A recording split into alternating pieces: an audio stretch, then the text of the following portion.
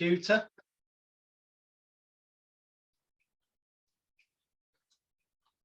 It may say to you, oh, it's being recorded. You've got to click here sometimes. If it does, click it, because it's being recorded for your benefit, because the recording of today will go into the group tomorrow. So if for any reason I'm rambling on, and I'm using the phrase rambling on, but hopefully it'll all be worthwhile information and stuff for you, and you suddenly feel the need to go to the toilet or get a cup of tea or something stronger, perhaps, then by all means just go and dive and get it, because I don't know when or if I'll have a break.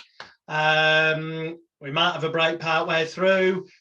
I might not. I might just plow on so that we get finished earlier, because we're, you know, those that join us, we're here for the next 5 days, or you can catch up in the group. And obviously I've done it at this time in the evening so that people in other countries such as John and Jerome could join us from America, and Joshua, and people. There's people from different places in the world. So I think you probably all know that quite often I'll say things in what some would consider to be an offensive manner. So if you are easily offended, you may as well fuck off now, because there's no filters with this. I'm going to say it as it is. And frankly, if you do get offended, then it's probably a sign that you need fucking therapy. And hopefully over the next few days, it will, ironically, a lot of people say that they came on to one of these things with me with the intention of learning something to use with clients, but found that they went through some kind of inner psychological process themselves whilst observing and listening, because I do tend to, yeah, not hold back, as it were. So be aware of that. It's going to be a little bit different than ones I've done in the past. If you've seen any of sort of, a lot of you, the majority, are already existing Elite Hypnosis Bootcamp members. So you more than likely have seen stuff before and already have that prior warning to the fact that it's going to be a bit different than the way most people would do things. But there's a few of you that literally only got access to the bootcamp by booking onto this event, although most of those people are actually, I guess, going to be looking at the replays, because there's about 60 people in the group and only about 18 of us here so far at the moment. Just to put that in perspective. For those people that haven't yet looked in the bootcamp itself looks overwhelming when you first go in it. Yes, it does. I don't expect anyone on this planet to ever go through everything in the bootcamp. That's not why it's all there. As the weekend goes on, it will become clearer to you how you personally, and it's different for everyone, how you personally will get the best out of what is inside the bootcamp without having to waste loads of your valuable time and effort. Because it's pointless studying stuff that you have zero interest in or have absolutely no desire doing in the real world with clients. Pointless. Why waste your time? Just concentrate on the things that you're going to enjoy doing, and actually are going to help you, you know, generate the kind of life that you want. So we're due to start in 1 minute time, 8 o'clock p.m. United Kingdom time. It's the 4th of March 2022 for anyone watching the recordings of this or listening to the audio recordings the following day, which will be put in the group the following day. When it comes to questions, make notes if you've got questions, because I'll either ask you later if you've got questions, or it might be tomorrow that we start off doing questions about what was today. Because I'm going to try and fit into the next 3 hours what most trainers would probably drag out into 2 or 3 days, is where we're going to go with this. The first 15 minutes, I make no apologies, probably seem like, what the fuck's he doing? He's just padding out this next 15 minutes. By the end of this evening, I hope you realise that these 15 minutes sum up everything there is about, well, pretty much everything there is of importance in terms of being a therapist. And I'm saying being a therapist rather than a hypnotherapist, because I don't care if you call yourself a tapper, an eye wiggler, a flipping hypnotist, a Tibetan mind control expert, a flipping relaxation. It doesn't matter what your title is. It doesn't matter what your piece of paper says. It doesn't matter what course you've done. When it works, And that's what tonight, part 1, is about. When those things work, whatever complementary alternative medicine approach it is, whatever holistic health approach it is, whatever conventional medical approach it is for that matter, when it works for a couple of little reasons alone. And those are the reasons we're going to cover tonight, because I believe that once you understand them and accept them, and it's a bitter pill to swallow sometimes, but once you accept that it's no more difficult than what I'm going to tell you in the next few hours, then you can stop falling into that trap of becoming a course junkie, going on course after course, or reading unnecessary book after unnecessary book about modalities and techniques, when you're still then in the trap of not earning as much money and having the lifestyle you want, where your time could be better spent learning about marketing, advertising, publicity and promotion, and getting more clients and helping them and helping yourself through the improved lifestyle you get, because you cut out the crap. You realize it's either going to work or it isn't. And if you set things up right, it will work. So bear with me, because I'm about to screen share. For the next 15 minutes, I'm going to play you 4 pieces of music. I will make a brief comment before the music begins. I purposely chosen the version that's got the lyrics, the words on screen, because I want you to pay attention to the words, because I'm not just putting songs on to kill time, despite the fact it may look that way. I'm actually putting it on so that I'm saying that I will be doing when I find the right. Yes, it's set on the right one there. So if we go to share screen, and I've already clicked share the sound. So this first one, in a moment, when I click it to share, I want you to think about a gentleman called Emile Coué. He's most famous for coming up with the phrase, day by day, in every way, I'm getting better and better.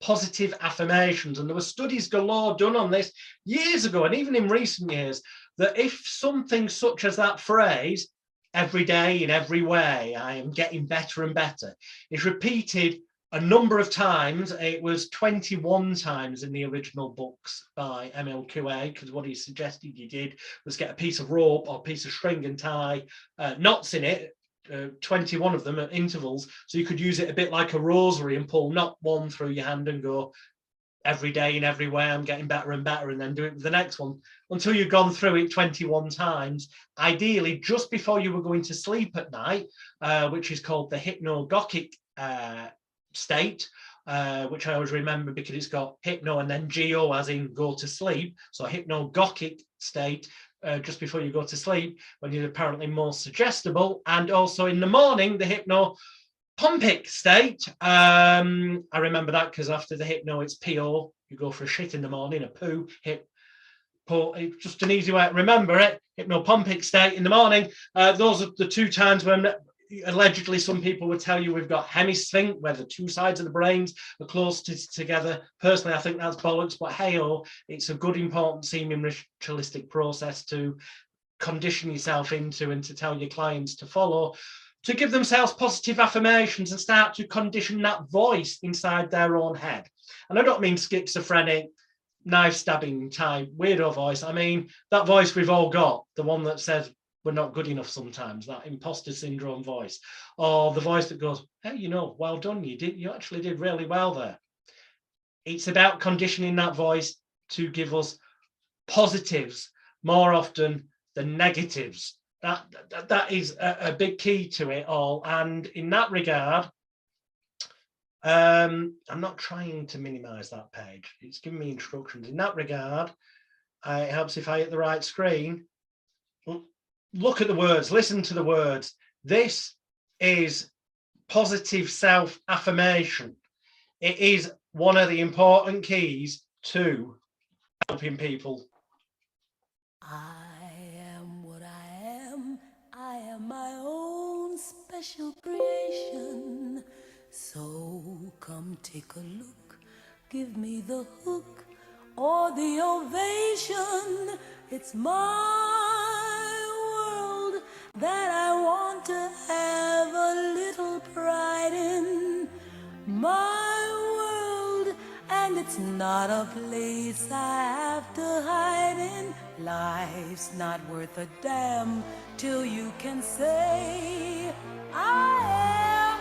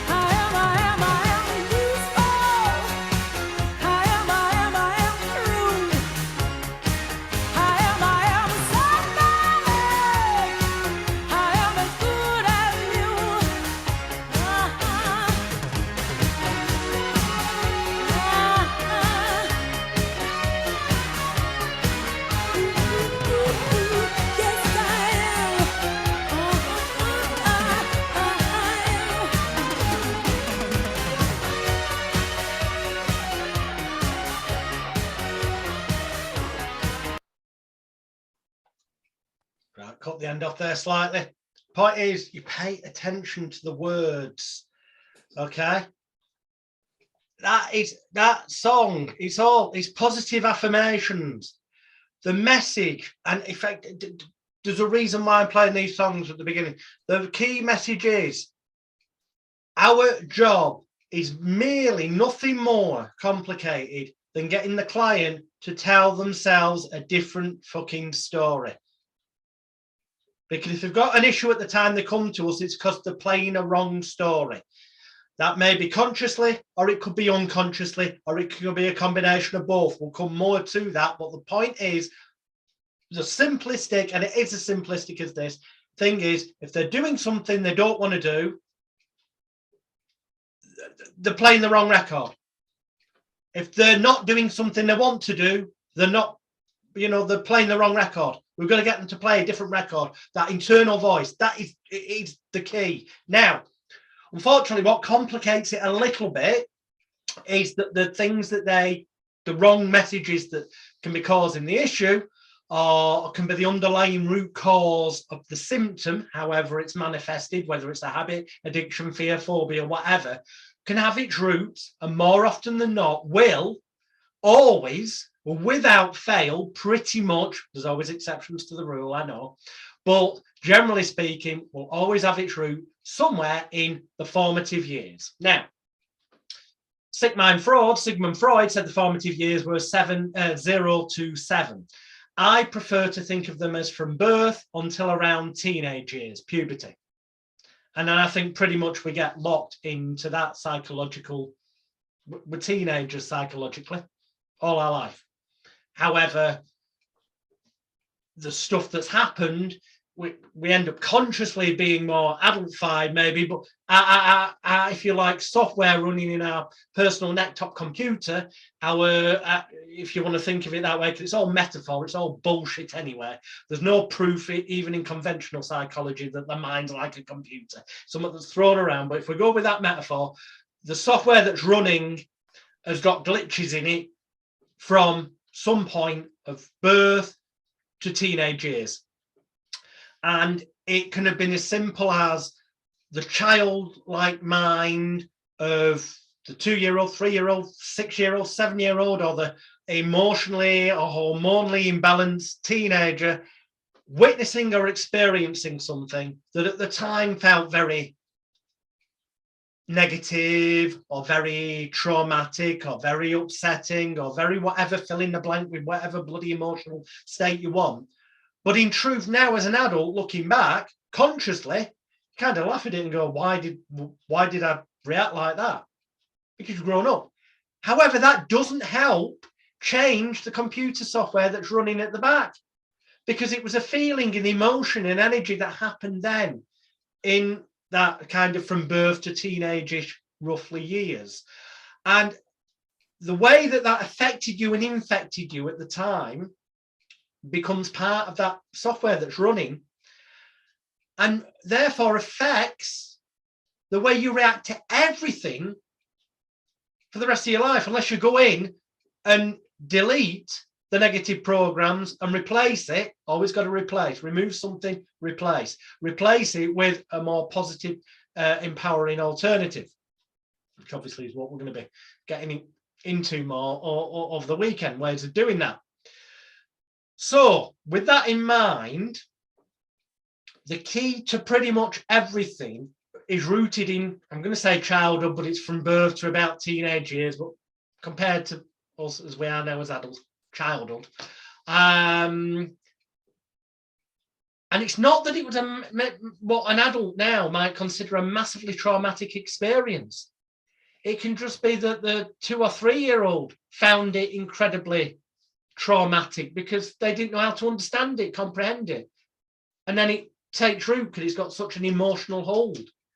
And then when we grow up, because that software's running like that, anything that the mind pattern matches as being a similar thing to that, which will make more sense as we go along, it reacts in the way that it's got stored, which is to be traumatized by it or have a negative aversion or to feel anxious or whatever is relevant. And that's always going to be the case until that child's reaction is dealt with, which is why I regularly use what a lot of people would term inner child therapy, but I'll explain what I do when we get to that relevant point in proceedings, which it's just an important seeming ritualistic process to allow the client to effectively let that child's state of mind that's stuck, frozen in time,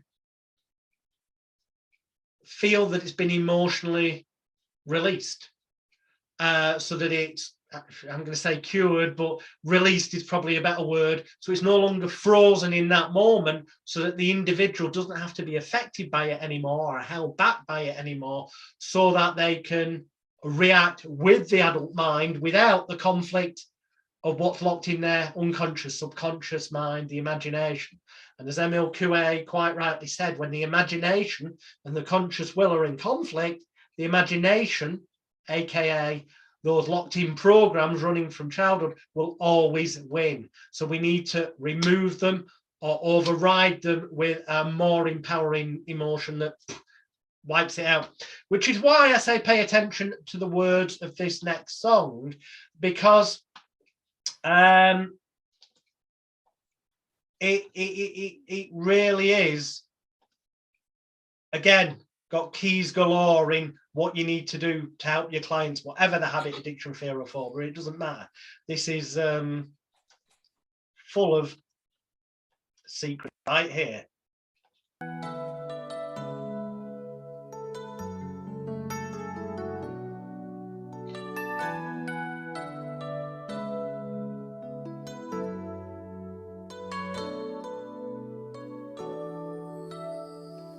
I believe the children are our future. Teach them well and let them lead the way. Show them all the beauty they possess inside. Give them a sense of pride to make it easier. Let the children's laughter remind us how we used to be. Everybody's searching for a hero.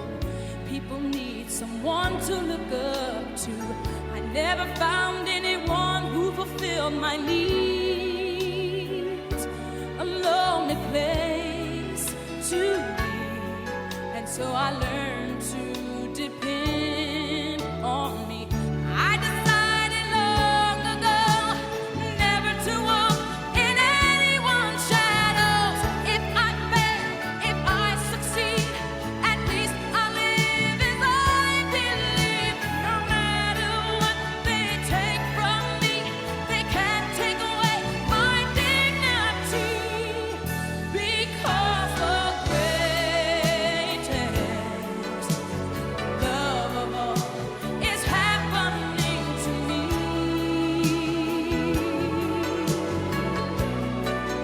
I found the greatest love of all inside of me. The greatest love of all is easy to achieve.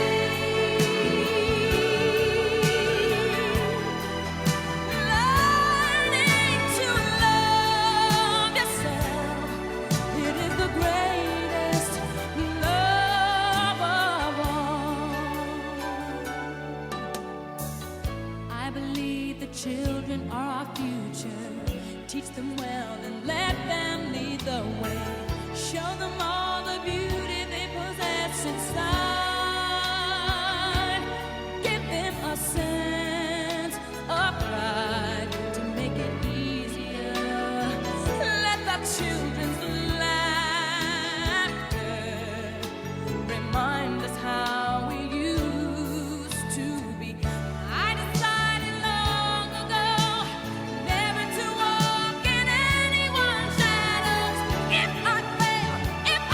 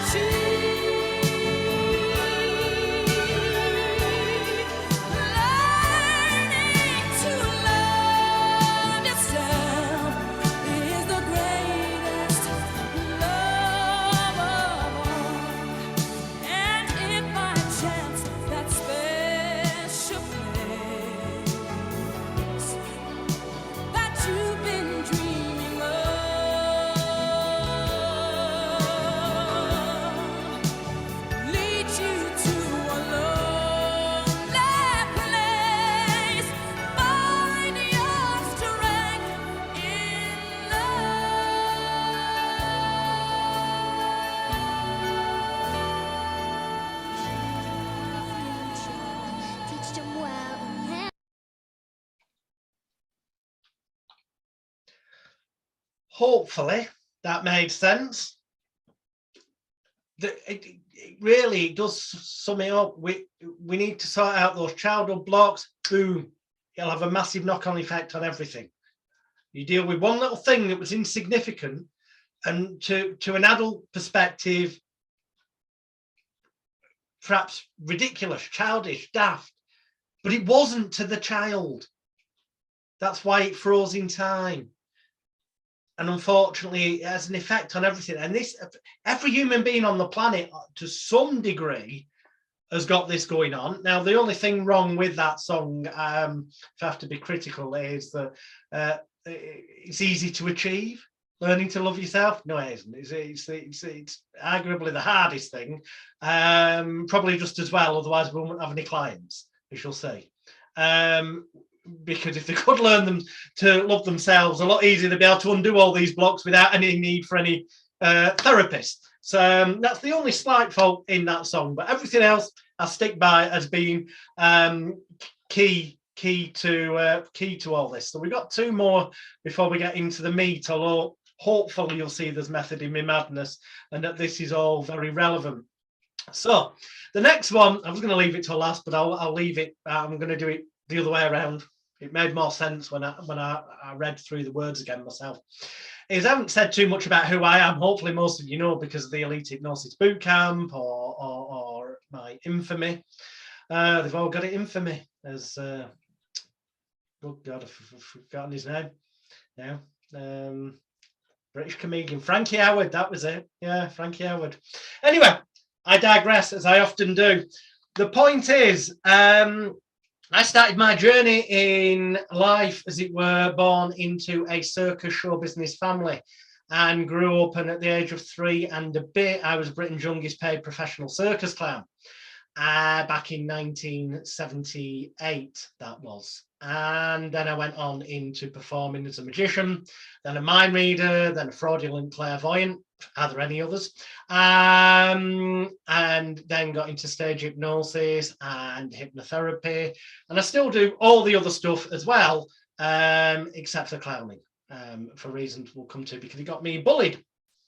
Because I was, we'd go to different schools in different towns, and I was in the national newspapers and international newspapers and on local TV stations, plugging the circus, and that made me a target. I was the odd one out in the school, and basically I got bullied physically, emotionally, mentally, in every regard, and anyone who ever came up with the saying "sticks and stones will break my bones, but names will never hurt me" was talking complete and utter bullshit at the highest degree.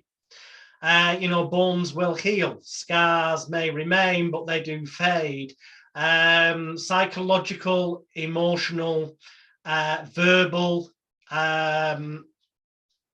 abuse cuts far deeper and lasts far longer, especially when it's happening from the formative years, where the perception, it amplifies it even further than it would if it happened in adult years. Still not good adult fight, still going to have a bad effect, but people, once we've helped them to put right the childhood blocks so that they can move forward, will then be in a position to deal with any negativity they may encounter in an adult context far more efficiently and positively for themselves, because they won't be trying to do it from that frozen in the childhood state. They'll be doing it from a position of freedom and control, them being in control.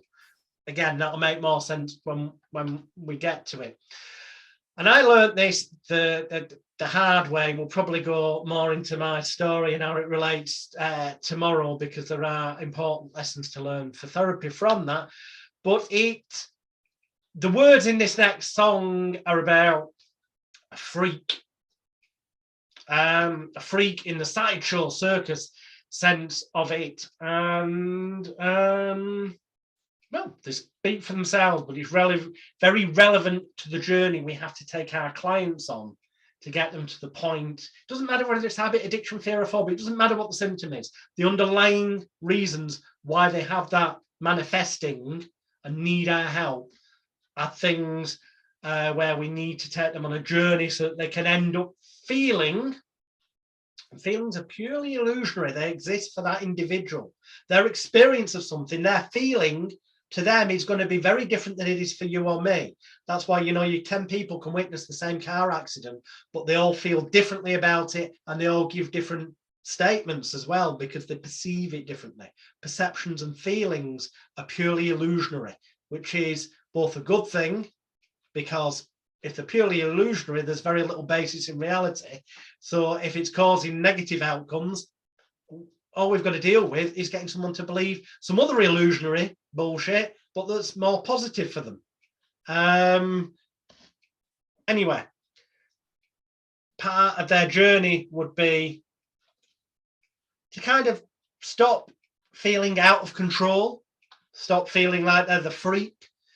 And that, I could be talking here, they may consciously think that way, or it could be something that's running at an unconscious level that makes them not feel worthy, the imposter syndrome or whatever. It can manifest in many different ways, but the key is we need to empower the individual to feel like they've taken control for themselves. And that's pretty much, when I get the right window, what the lyrics here are about.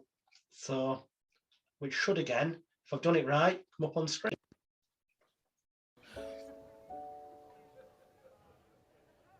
I am not a stranger to the dark. Hide away, they say, 'cause we don't want your broken parts. I learned to be ashamed of all my scars. Run away, they say, no one will love you as you are. But I won't let them break me down to dust. I know that there's a place for us, for we are glorious. When the sharpest words wanna cut me down, I'm gonna send the blood, gonna drown them out. I am brave, I am bruised, I am who I'm meant to be. This is me. Look out, 'cause here I come, and I'm marching on to the beat I drum. I'm not scared to be seen, I make no apologies. This is me.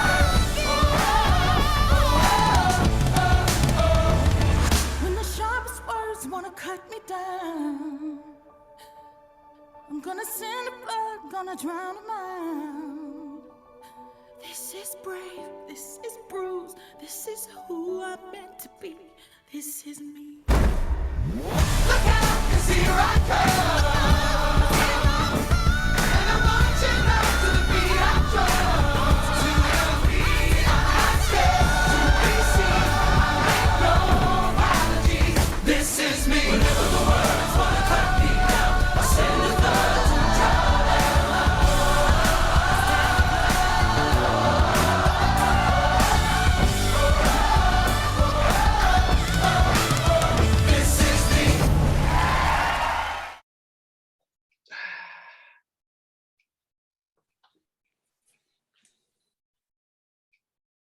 hopefully you don't think I've completely lost the plot. Hopefully you're starting to get the idea that this is for a purpose. That is our job. That is what we've got to get the clients to. Now, not really, there's only 2 songs left. One of them I don't have queued up, so just let me type it there. And I have to put the word lyrics. Again, this one ties in pretty much to the other in so much as no, did we have that before? Yeah, we did. So it isn't that one. Okay, no, maybe I had it right. In which case, the final song, there will be one more song over the weekend, but not today. This, well, just listen to the words and we'll come back to it. When you watch the replays of these at some point in the future, after we've covered what's coming, you'll then look at the words and see them in an entirely different light again, because keywords that are in those lyrics you're going to see keep coming up over the next couple of hours when we get onto the slides, and then it will become even clearer that I haven't completely lost the plot, or at least I hope it does for you. So yeah, we need the client to help take them to a point where they start to feel they've got control over their life, over whatever it is that they feel they need help with. Ideally, we also need, or should be, aiming to take them to a point where they, I'm going to say it in a cheesy manner, but they become their own personal superhero. Okay, now that can be a marketing ploy, but you know, if we can make them kind of feel like they're their own personal superhero, and they've got the, you know, Batfink was a kid's character, he had wings of steel, you know, their superpower, we can give them a superpower to deal with things in a way that it no longer bothers them like it once did in the past before they came to us. So I always think our job is kind of to help them find their own little inner superhero, and in that regard, I think the words of this are quite relevant to where we need to be helping clients get to.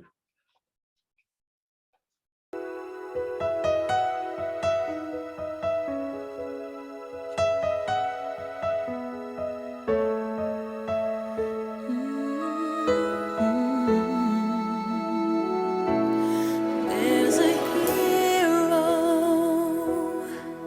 if you look inside your heart. You don't have to be afraid of what you are. There's an answer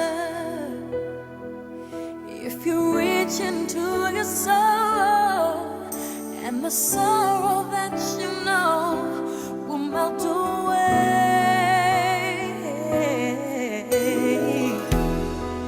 And then a hero comes along with the strength to carry on, and you cast your fears aside, and you know you can survive. So when you feel like hope is gone, look inside you and be strong, and you'll finally see the truth, that a hero lies in you.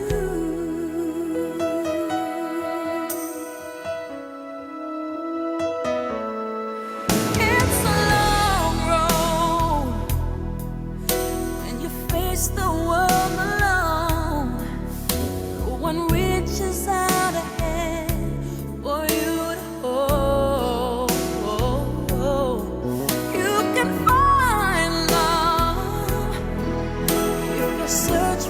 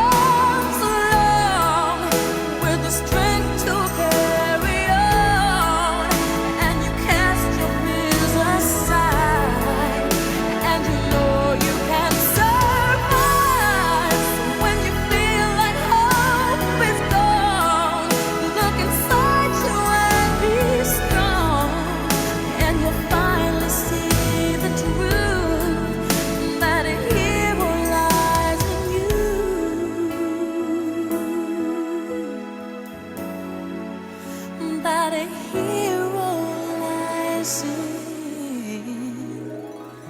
you.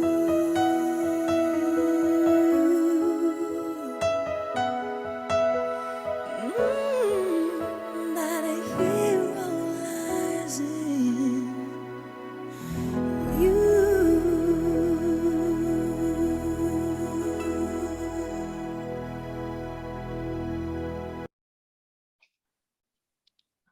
So how do we help people to become their own superhero, their own best them, to leave that negative shit behind, or at least override it in a far more positive manner, whilst ideally finding the root cause, the underlying true root cause in those formative years that's caused issues down the line to be reacted to, and because it doesn't have to be just one thing, you see. It can be one little thing in childhood that when we look at as an adult, we go, oh, that's ridiculous. But it froze in time because it was emotionally traumatic to the child. And that infects and affects the reaction to anything that the brain pattern matches as being similar as we get older. And each time we encounter something along those lines that gets pattern matched, the amplification of the negative reaction grows stronger and stronger because it's become a learned behavior, a conditioned response that's been amplified based on that seed of a traumatic or negatively emotional reaction from youth. So although none of them individually were particularly massively traumatic, they could have been, but I'm just saying, generally speaking, they probably weren't. They felt like they were because of the reaction that's built up over time. So if we can go back and freeze that lock, as I'm going to call it, then no longer it will kind of, it'll be like the pyramid that's upside down. We'll have an image later to make it easy. Well, it'll topple it over. So that they don't react, they don't pattern match any longer in the way they did to negativity. We'll have replaced it with positivity, so that when they encounter those things that used to cause the issue, it can't do. It's not a case of it won't, it can't do, because the pattern matching that will be going on in the filing cabinet of the brain will not be finding negative things to cause them anxiety or panic attacks or stress that causes them to want drugs, alcohol. You change something and the result has to change. It cannot remain the same as long as the underlying core trigger has been dealt with, because otherwise it's like just putting a sticking plaster on. Yeah, they might stop smoking or stop drinking, but the underlying thing that caused them to manifest that symptom as a coping strategy is still there, locked, frozen in those formative years.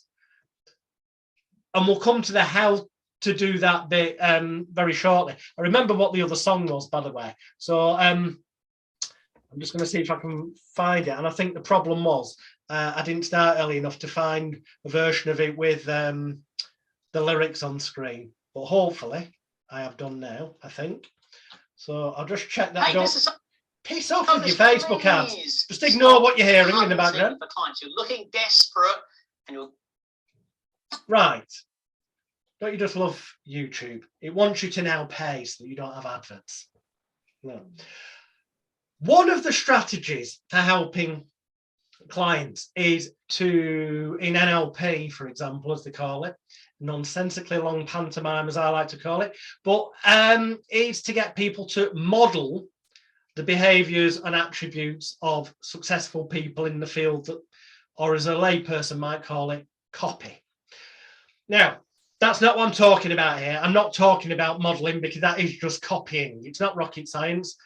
What I'm talking about is emulating, having a hero, a mentor, a hero, which goes back to a song you heard before.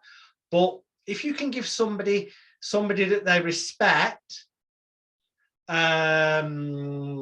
trust, value, and have all these positive emotions about, and this person has the demonstrated in their everyday life the abilities that your client wants to master and take control of. It doesn't matter if this is somebody they know personally. They can just choose a famous person that they perceive as having. And again, perception doesn't mean it's reality in real life. In real life, the individual might be a complete twat if you met them, but they might perceive them as being a really nice person who's the perception's more important than reality. So you can find someone that the client perceives has the attributes that they would like to have. And you can do an important seeming ritualistic process, make more sense soon, whereby you get the client, whilst apparently hypnotized, dead simple, get them to close their eyes and keep your eyes closed at all times unless I say otherwise. That's it. That's a hypnotic induction. As long as they believe it is, which they will, as long as you deliver it with confidence and credibility and conviction. Because you are the perceived expert. If you then get them to imagine stepping into that person that they've chosen, their superhero's body, and putting it on like a suit of armor, and as they do, it's almost as if, the phrase almost as if, because then it doesn't matter how they perceive it, because they can't say to themselves they're perceiving or feeling it wrong, because what is almost as if? It's whatever they bloody want or experience it as. In other words, whatever they experience will feel right to them, and it becomes a positive affirmation that they're doing it right, which makes them feel good and gives them confidence that this will work for them. And when they consciously believe that, it's more likely they'll get critical faculty bypass, and therefore it become a reality at an unconscious, subconscious level as well, because it becomes a positive self-fulfilling circle then. So it's about perception. Reality is irrelevant. It's about their perception. And we can guide them through this visualization, putting that person on, almost climbing into them like a suit of armor and taking on those attributes. And so that it's almost as if they can taste, smell, see, feel, and hear everything as 100% total reality. And it's almost as if you can feel all that person's energies and confidence and ability to deal with everyday situations that may have once bothered you in the past, positively flowing through every nerve, fiber, tissue, and muscle in your body, from the tips of your toes to the tips of your fingers, in a way that feels right for you. Love that phrase, in a way that feels right for you. It leaves it up to them to experience it however they want, but to perceive it that it is right for them. Everything we do with the client should be about making them feel that they're doing it right, that it's working for them, that it's taking them the right direction, that it's empowering them, that it's giving them back control, that it's making them feel whole again. So with that in mind, the hero side of it, one final song before we crack on with the slides, which should illustrate where we're going with this today. I've got to find the share thing again. Me and technology don't go together. But here we go. The final song for today. Aha.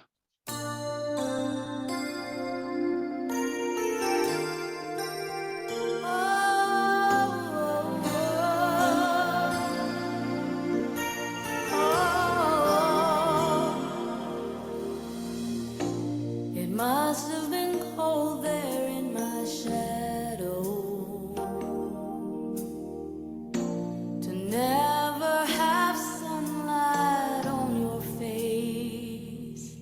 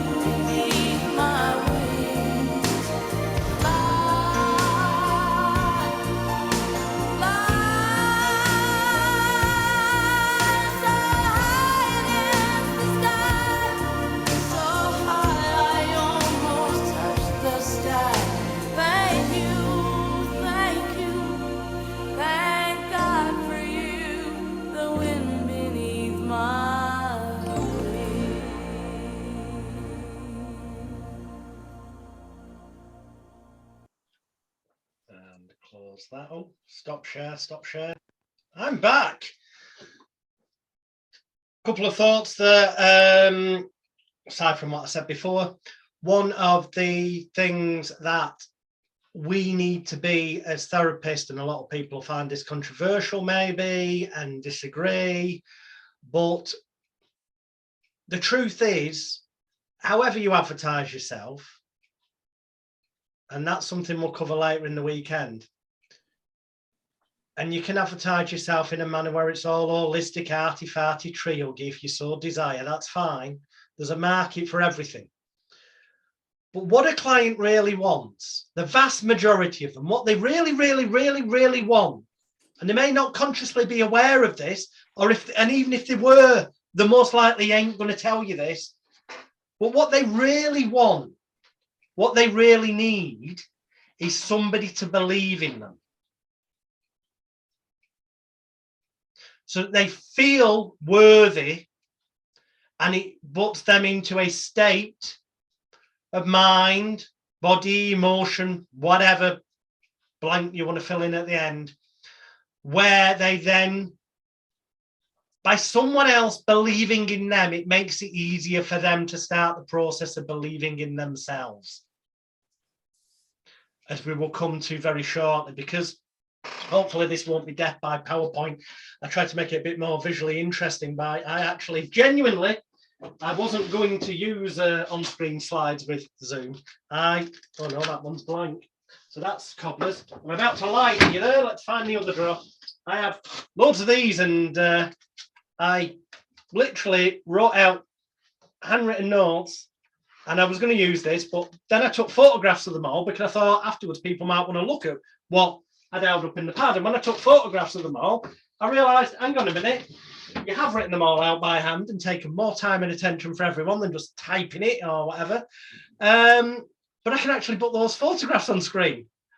Now, the photographs will be in a file that everyone will get at the end of the weekend to serve as memory joggers, along with other resources that will give you over the weekend, questionnaire, templates, blah, blah, blah, blah, blah. But just let me get, this is where, boom, we probably will have a bit of a break in about,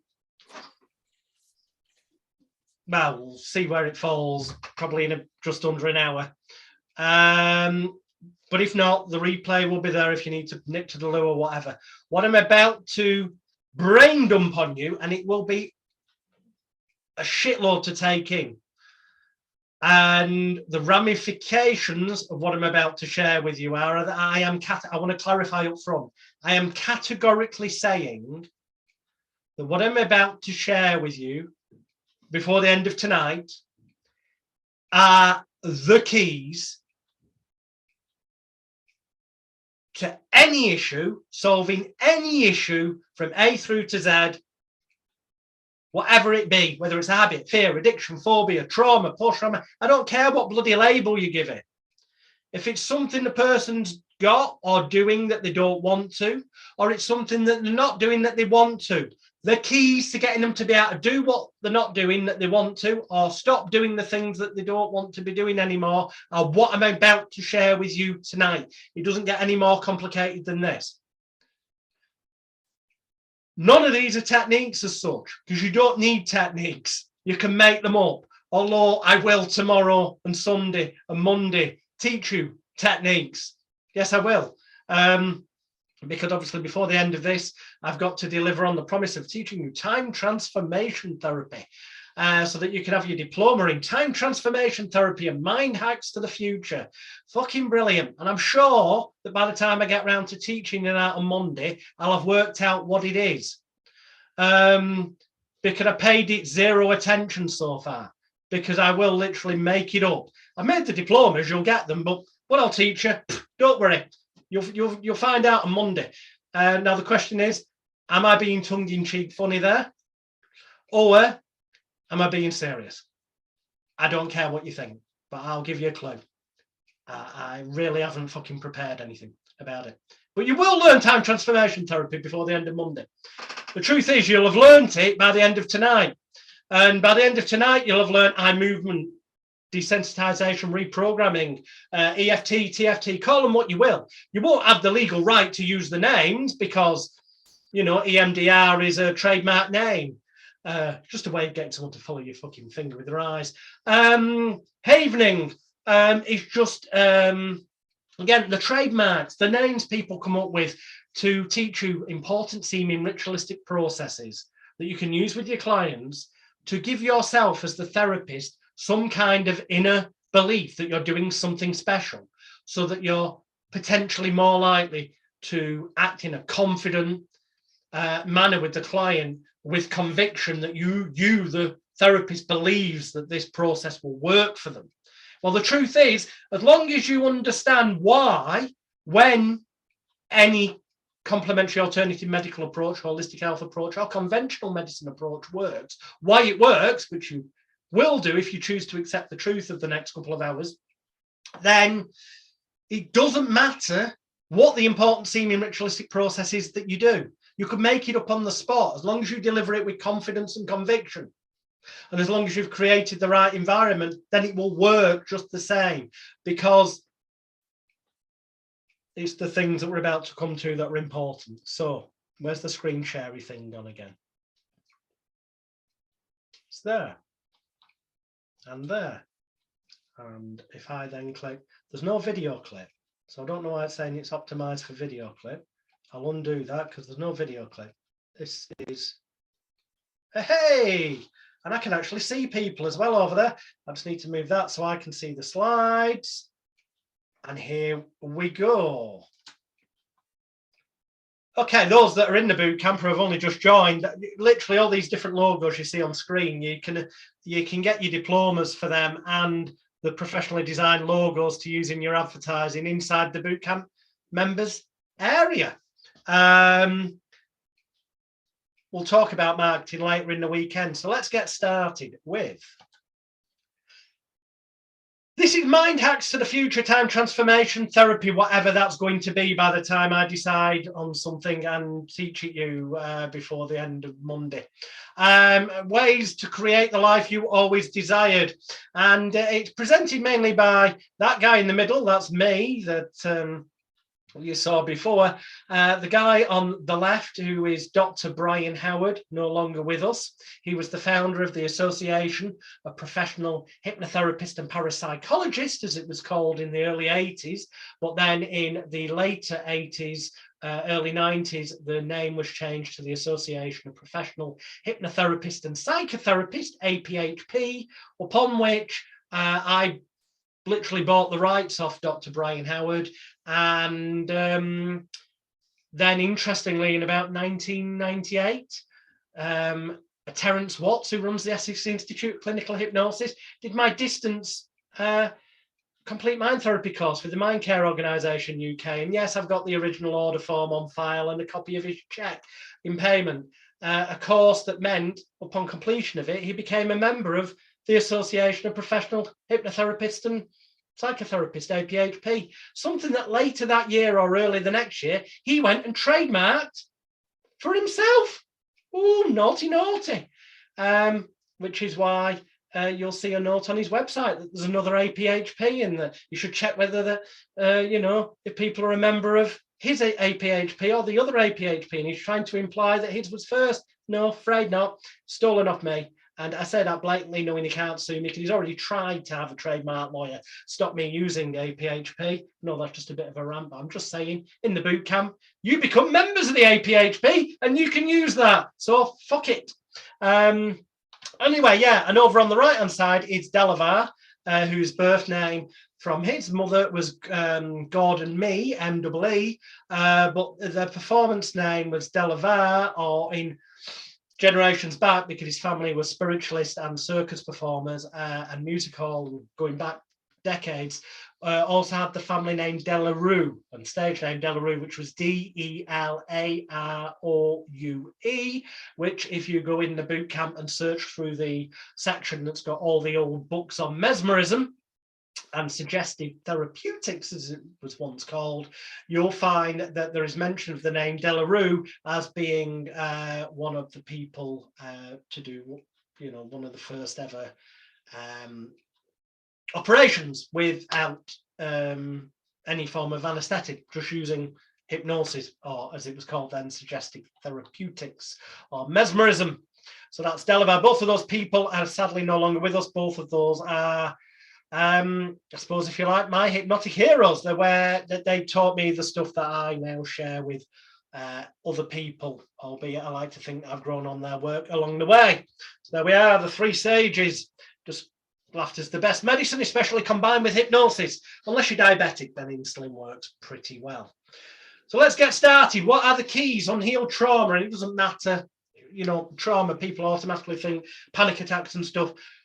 Unhealed trauma, I'm talking about in the context here also of the childhood block freeze that we mentioned before, that can have the knock-on effect down the line, can look like low sense of self-worth, codependency in relationships. These are ways it can manifest. Fear of being abandoned, putting your needs aside for other people, craving for external validation, an innate feeling of shame, not being able to tolerate conflict, being overtly agreeable, difficulty standing up for yourself and asserting boundaries, tolerating abusive behaviors from others, resisting positive change, always fearing what might happen next.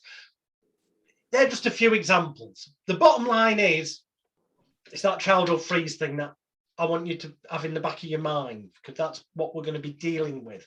When we deal with that, the kind of pyramid, the domino alley of emotional negativity falls down, leaving only space to be replaced with positivity. So if a client comes to you with a problem, whether they're doing something they don't want to do or they're not doing something they want to do, it's irrelevant. To them, inwardly, somewhere, whether it's consciously or unconsciously, they will have some sense or feeling or perception. Again, it doesn't have to have any basis in reality, because perceptions, feelings to an individual are to them their own reality. But they will have some manifestation within themselves of failure or pain, because there's something they're having to accept, there's something they're not doing they want to do, or something that they're doing that they don't want to do anymore. And the only possible outcome on that is that they either feel a failure for not having dealt with it yet, or a pain, or a combination thereof, or some manifestation. Okay? So looking at failure in a bit more detail. Failure stands for frustration, aggressiveness, insecurity, loneliness, uncertainty, resentment, emptiness. The chances are they're feeling one or more or a combination of these, again, consciously or unconsciously. They may not be consciously aware of it. It doesn't matter. I'm telling you, as the therapist who's going to help them, what is going on. And I promise you, this is the key to everything. When you fully understand it, boom, you can make up any important seeming ritualistic process you want, and you'll be able to help your clients get results, as long as you deliver it with confidence, certainty, and conviction that's transmitted to the client. So they may have an imbalance in all of those things, or it could just be they've got a massive feelings of inner frustration and uncertainty, and the others are okay. But at some point, there's an imbalance. Something's not right for them to be able to do what they want to do, or stop doing what they're no longer. You know, whichever context, it's the same. So this will mean, if they've got an imbalance, they've got an imbalance somewhere in one or more of the following emotions. They will either not feel, and again, it doesn't have to have any basis in reality. They could have the most supportive family and friends who love them to bits. But if they as an individual don't feel inwardly loved, then it doesn't matter how much their family and friends tell them they're loved. The person's reality will be that which they manifested and perceive it to be. So there will be some kind of imbalance if they've got an issue with the emotions of they will not feel fully loved, wanted, needed, appreciated, cared for, cherished, and valued. Now, it seems as though they are all very similar. but I'm going to go through them one more time because I'd suggest at some point you get a dictionary and a thesaurus and look at the meanings of these words, because although they seem very similar, they're actually very different.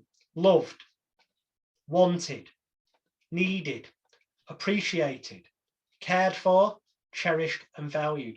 The reason they're different is some of those relate to how the person's levels of self-confidence are. Some of them would relate to what level their self-esteem is. Some would relate to their self-image. Some would relate to self-worth.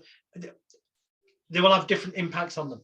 And everyone will have different imbalances. They may feel fully wonderful in one of them, but in all of them except one. But if they're not all at a positive level, if there's an imbalance in one or more of them, however little or however large, it will cause some kind of fuck up down the line that will cause itself to be manifested as what we call as therapists a symptom, whether that's a habit, addiction, fear or phobia or whatever, a coping mechanism, call it what you will. So if there's an imbalance in those things of feeling loved, wanted, needed, appreciated, cared for, cherished and valued, then it will have a knock-on effect and affect either one or more of the following: their self-confidence, their self-image, their self-esteem, and or their self-control. And if there's an imbalance in one or more, it only has to be one of them, but it might be one that's got a massive imbalance, or it might be that three of them have got a little bit of an imbalance and one's full. But in any event, the point is there's an imbalance, something's not right. Then it will have a knock-on effect on that person's sense. Well, it will affect and infects their levels of self-worth, self-respect,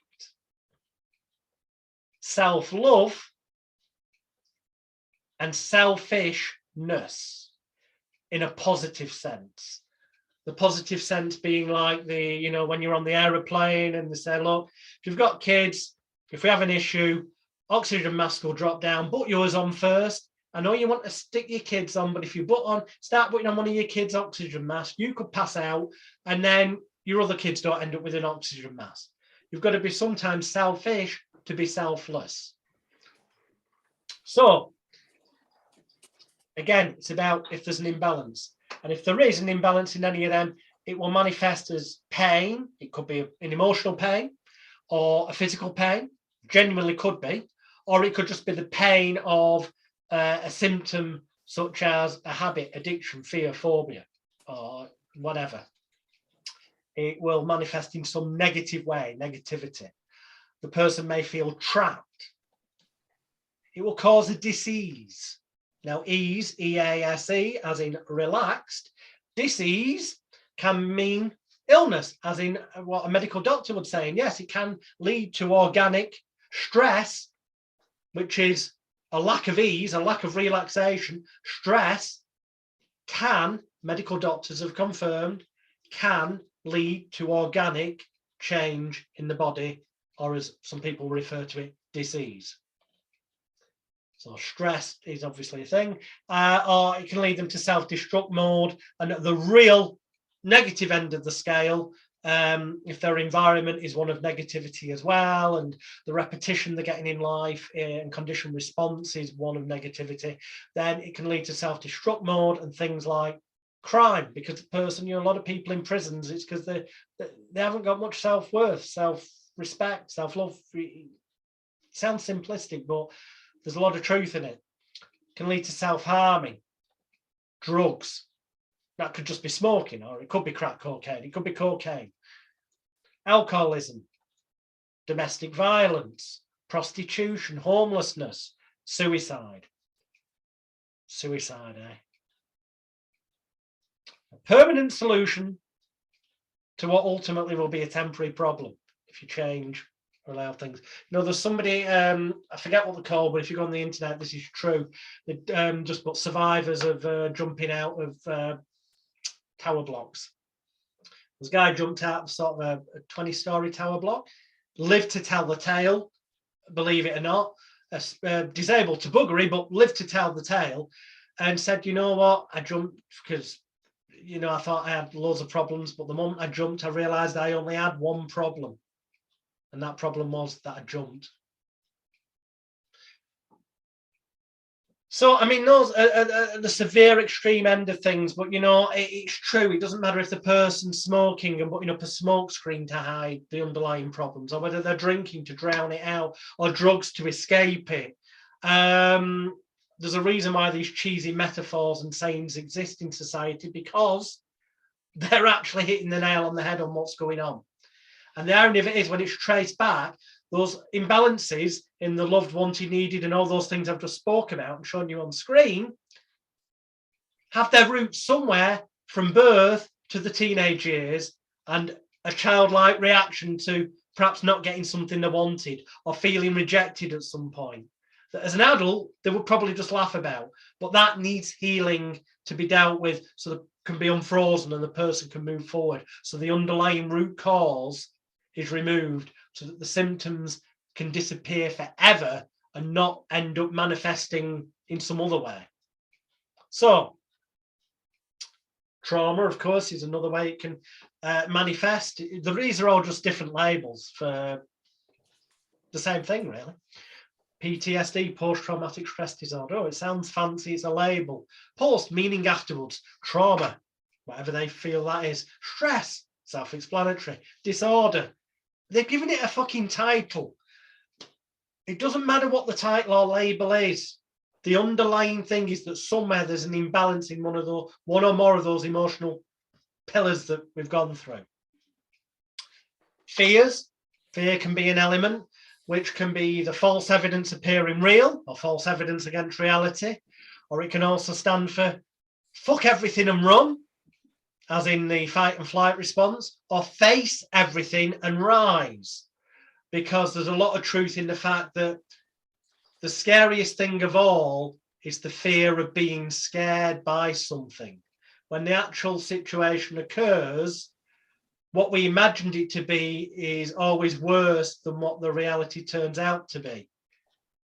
Because our imagination amplifies the emotion, and so it's important to understand the fight, flight, freeze and shite, and that is its full title, fight, flight, freeze and shite situation, because we're naturally pre-programmed, as it were, genetically, from like sort of dinosaur days, from ancient times, that if we see dinosaur, we either fight it to kill it, maybe end up with something for dinner, or we think, yeah, we're not going to be able to win this fight, and we run like the clappers, fly, or we freeze, which I feel is very akin to so-called hypnosis, if you do believe it exists, because that freeze moment is that moment where the brain's trying to process and is going, do I think I can fight this dinosaur or fight this battle, whatever it may be, and win? Or do I need to run like the clappers? Do I run? Or will it catch me up? Or can I win? And you get frozen in that cyclic moment, and that's the freeze moment, where rationality's gone out the window, or in hypnosis, the critical faculty, analytical area, call it what you will, is confused and disorientated, and thus distracted, allowing access to the unconscious, subconscious mind. There is also the element of shite, which is we are sometimes programmed to shit ourselves, literally, so that hopefully the dinosaur would smell it and go, fuck this, and the dinosaur would run away. That is actually genetically why these reactions are kind of in the body. And unfortunately, we still react with the fight, flight, freeze and shite, even though the modern day dinosaur is the boss shouting at you, or you know, somebody posting a nasty comment on social media, or whatever. The stimulus has changed, but the underlying things are the same. So we need to empower people to be able to deal with it, face everything and rise, rather than fuck everything and run. And it does go back to the child must get a new set of teeth. It goes back to the childhood anchors. That was a mouthful today, which I don't really need to explain much more, because I believe that I've already covered that. Now, APET, I've alluded to, but APET stands, it comes from the Human Givens School of Therapy, and A stands for activating agent, or the trigger. P stands for pattern matching, E stands for emotion, and then the emotion creates a thought, which is the T, which creates the action. So, an example, let's take a spider phobic. They see a spider, that's the activating agent, or the trigger, as some might call it. And the brain immediately starts to pattern match, going through like a filing cabinet. Let's find a file with spider on, and it pulls out the one that goes, oh, I found you. And the immediate pattern it's got is that last time they were scared of it. So it flicks off the emotion of fear. Only this time it does it better than last time because it's rehearsed it and got better at it. So he's more scared than the previous time. It's become, over the years, enhanced and amplified in a negative manner. And that creates the thought of, shit, I need to get away from this spider, which creates the action of run away and, you know, call somebody to fumigate the house or burn the house down, or, you know, I'm taking a piss slightly there, but that's the program that's kind of running. We need to change the activating agent, the pattern, the trigger. We don't need to change that, because when they see a spider, that is the trigger. What we need to change is that pattern matching bit. So what's in the filing cabinet, metaphorically? And unfortunately, the underlying shit of that filing cabinet, even if it was something that happened as an adult, the only reason why it's become a negative is because of some frozen in time moment from childhood. And if we can let the inner child that they've got feel cured, released, unstuck, whole again, whatever metaphor you want to use, then it will have a positive knock-on effect up to the adult time. Thus meaning that we then can go in with an important seeming ritualistic process and have them imagine changing, removing that image of spiders scaring them and replacing it with one of a spider with, for example, wearing big silly clown boots, a bright red nose, a clown's outfit with a party hat and blowing a party blower and looking ridiculous, so that when they do see the activating agent in future, the spider, they go pattern searching, but the pattern, the match, the filing card that gets pulled out is one that creates an emotion of laughter, the direct opposite of fear. It's the other end of the scale. That's all we're doing, reversing things from one end of the scale to the other. So it creates laughter, and that thought and energy and feeling in the body from laughter is one of relaxation and not being scared and being in control, so that they'll find themselves able to remove the spider, whatever. Obviously, you can substitute that with anything. It could be that the activating agent is that, you know, it's a certain time of day and that's the time they're conditioned to having a cigarette. So they start thinking about cigarettes and that time of day, and they look through the pattern matching and go, oh yeah, I believe, again, it's no basis in reality, but I believe that having a cigarette makes me more relaxed. We know it doesn't. We know it doesn't chemically, but if that's what they believe, none of this is about reality. It's about people's perceptions and beliefs. That's what we're manipulating or helping them to take control of and change. And in turn, by changing the pattern that's matched, it creates a different emotion, which will create a different thought, which will create a different action and reaction. Hopefully that makes sense. Emotions are the key. I've wrote it like that because the E is for energy. Emotions are energy in motion. That's why we have sayings like, oh, it felt like a huge weight off my shoulders. Because there is an internal energy. I don't want to get too winky, wanky, tree, huggy, arty, farty, but there is an energy that we're dealing with clients. Even if that energy is as low level as us acting in a manner where they feel that we believe in them, so it helps empower them. So that they, and also that we are transmitting that confidence, conviction, and credibility that we truly believe what we're going to do is going to help the client, so that they pick up on it on a non-verbal level, so that they then feel inwardly that they can believe in what we do and they can expect what we do to work. And the moment they expect it to work, it's pretty much more likely to. So energy and intent, I've just covered that. I'm ahead of the slides. SAD is a key both positively and negatively. From the negative end of the scale, and it's about both ends of the scale. Our job is just to switch things around. At the negative end, SAD can stand for seasonal affective disorder. or it can stand for stress, anxiety, depression, all of which to some degree are underlying triggers to all habits, addictions, fears and phobias. If a person didn't feel stress, they wouldn't have that excuse to smoke more or drink more. If they didn't feel some sense of anxiety or depression, which are all just other ways of saying a lack of self-worth or self-respect. When you watch the playback, everything I've said already, this is I can't even say the word, but I'm going to try to. It's a culminative, escalating build-up of things. Okay, when they're coming to us, it's all built up negatively. Our job's to knock it the other way into positive. So it's stress, anxiety, depression, seasonal affective disorder, social anxiety disorder, or it can just be sad, as in you feel down, you feel negative, you feel shit, you feel in pain. That is the underlying negativity. The opposite of that, we haven't got to yet, but the way we get to that is that we've got to rewire the thing. So we've got to help the client.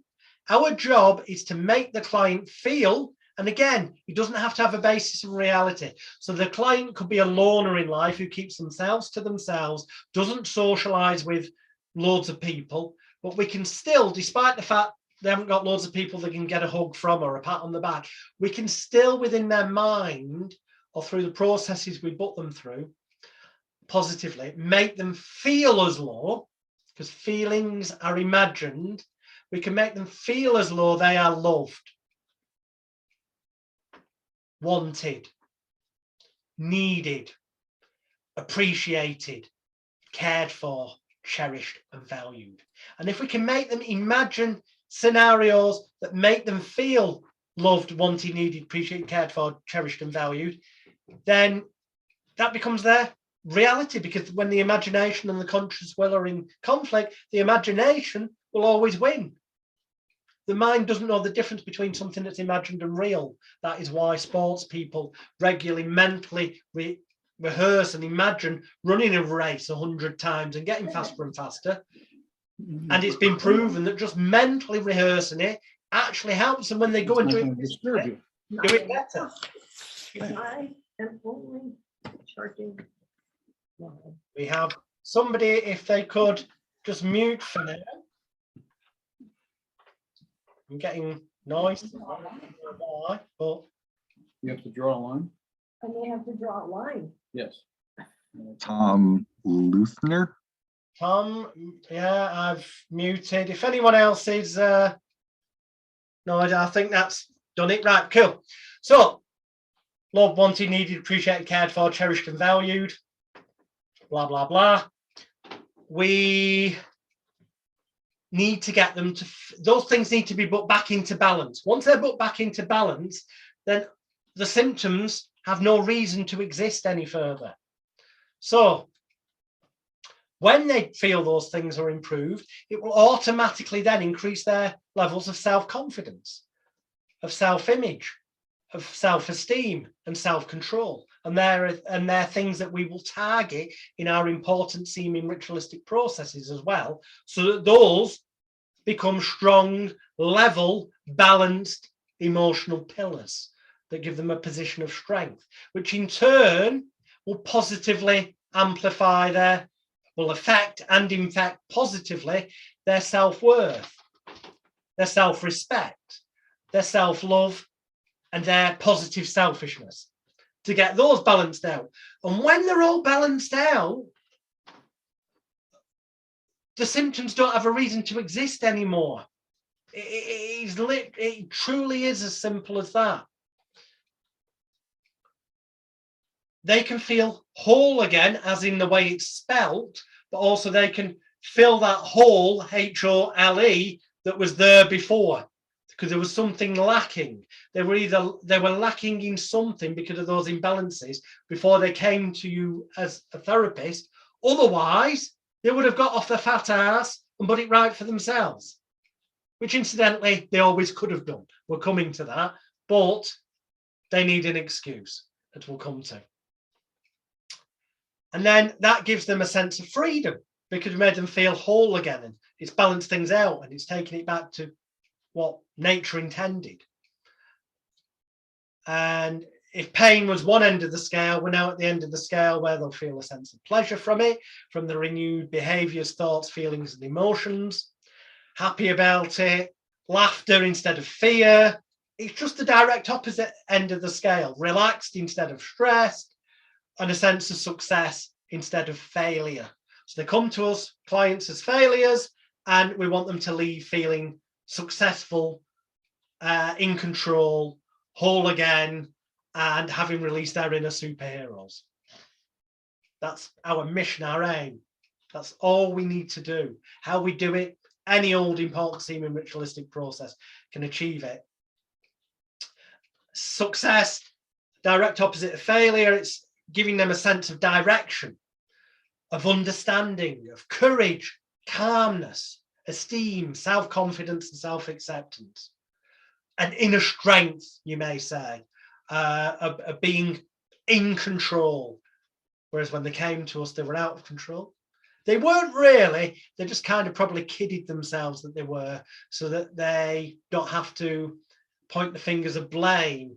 Finger of blame, you point it, most of them are pointing it yourself. And it's the same with the client. The truth is, they could have always put themselves right, but then they'd feel bad about it, as we'll come to shortly. So they need us as an external excuse. Far is the key. They come to us and they've got to a point in their life where they feel that being the person they want to be is far away, because they're filled with fear, frustration, and or failure. And they're filled with anger, anguish, and anxiety, or a combination thereof. And they're filled with resentment, regret, and remorse, or a combination thereof. But when we take them through the important seeming ritualistic process and help them switch things around, just like rewiring a plug to change the wires around, it hits them in the face that it wasn't far at all. That the only far that there is now is that far is the key to it all. Forgiveness, acceptance, realization, and release are the keys to the client being able to let go of what was holding them back. Forgiveness, acceptance, realization, and release. Remember those words. It'll all fall into place, hopefully, before the end of this session. Because when they come to us, the client is carrying around, and it could be differing levels. It may be all of these or just some of these. It could be an imbalance in all of them, a tiny imbalance in them all. Or it could be a massive imbalance in one, a tiny one in another, and the other two are okay. But the point is there's an imbalance in their levels of self-blame, self-shame, self-guilt, and self-regret. The client comes to us and they are carrying around baggage. It gets referred to sometimes in different therapeutic approaches. They've got carrying all that shit around. That's self-blame, self-shame, self-guilt, and self-regret. And the biggest element of that, and I'm going to go back because this bears repetition, is imagine this. I'm going to tell you a little story about an imaginary man. Well, this is every client that's ever come through your door. They may not be consciously aware of it. In fact, most of them aren't. But some of them most certainly are as well, although they may never admit it to you. And they may try to never admit it to themselves as well. But imagine this, Peter, the cocaine addict. He takes a massive amount of cocaine every day. He wakes up, he takes some. He has his morning coffee, then he takes some more. And it's a ritual throughout the day. There's certain signposts he hits that remind him, take more Charlie. And it's got to the point that it's causing him to behave erratically. His behaviours, his reactions to things are out the window. His family and friends can spot it a mile off that he's Charlied off his head. And one day, look, Peter wakes up and he says to himself, you know what? Enough's enough. I'm not going to take any more cocaine. He throws away any he's got. He doesn't buy any more. Yeah, he goes for a few days of going, the runny nose bit, which does happen, trust me, I tell you from past personal experience. And then it gets to the point that that isn't happening other than through an imagined response of wanting to mess with the nose and whatever. But then maybe a week down the line, none of that's happening, and they maybe been hiding that very well anyway, but they bump into a member of the family or friend. And the family member sees them and goes, "Hey, Peter, you don't seem to be as erratic as normal. If I may say, you look better than you have done in a long while." And Peter goes, "Well, that's because I've stopped taking the cocaine, haven't I?" And deep down, Peter's expecting their loved one, their family member or friend to go, "Well done, Peter. Fucking proud of you, man. Fucking proud of you, I am." And they might get that as an initial reaction, but at some point, Sod's Law says that whether it's that family member or friend or the next one they say, somebody's going to end up going, "You what? You just got up the other day and decided enough's enough and you not touched it since? Seriously?" It was as simple as that. Why the fuck didn't you do it sooner then, Peter, you dickhead? And they're going to make Peter feel bad, right? For not having done it sooner.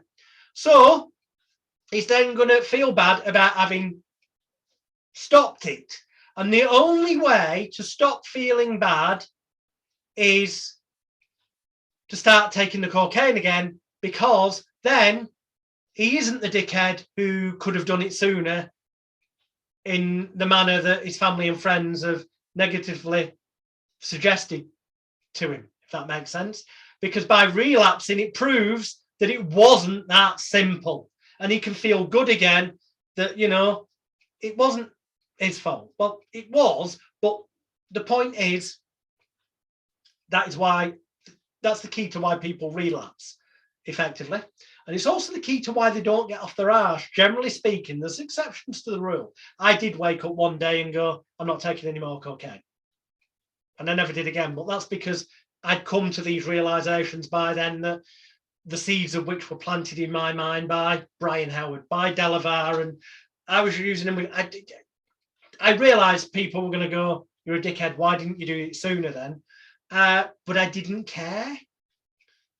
Because that's another thing. Once you've either got to empower your clients so they've got their own personal superhero, the protection screen, and or make them so that when you felt complete and utter shame and embarrassment to the maximum level in life.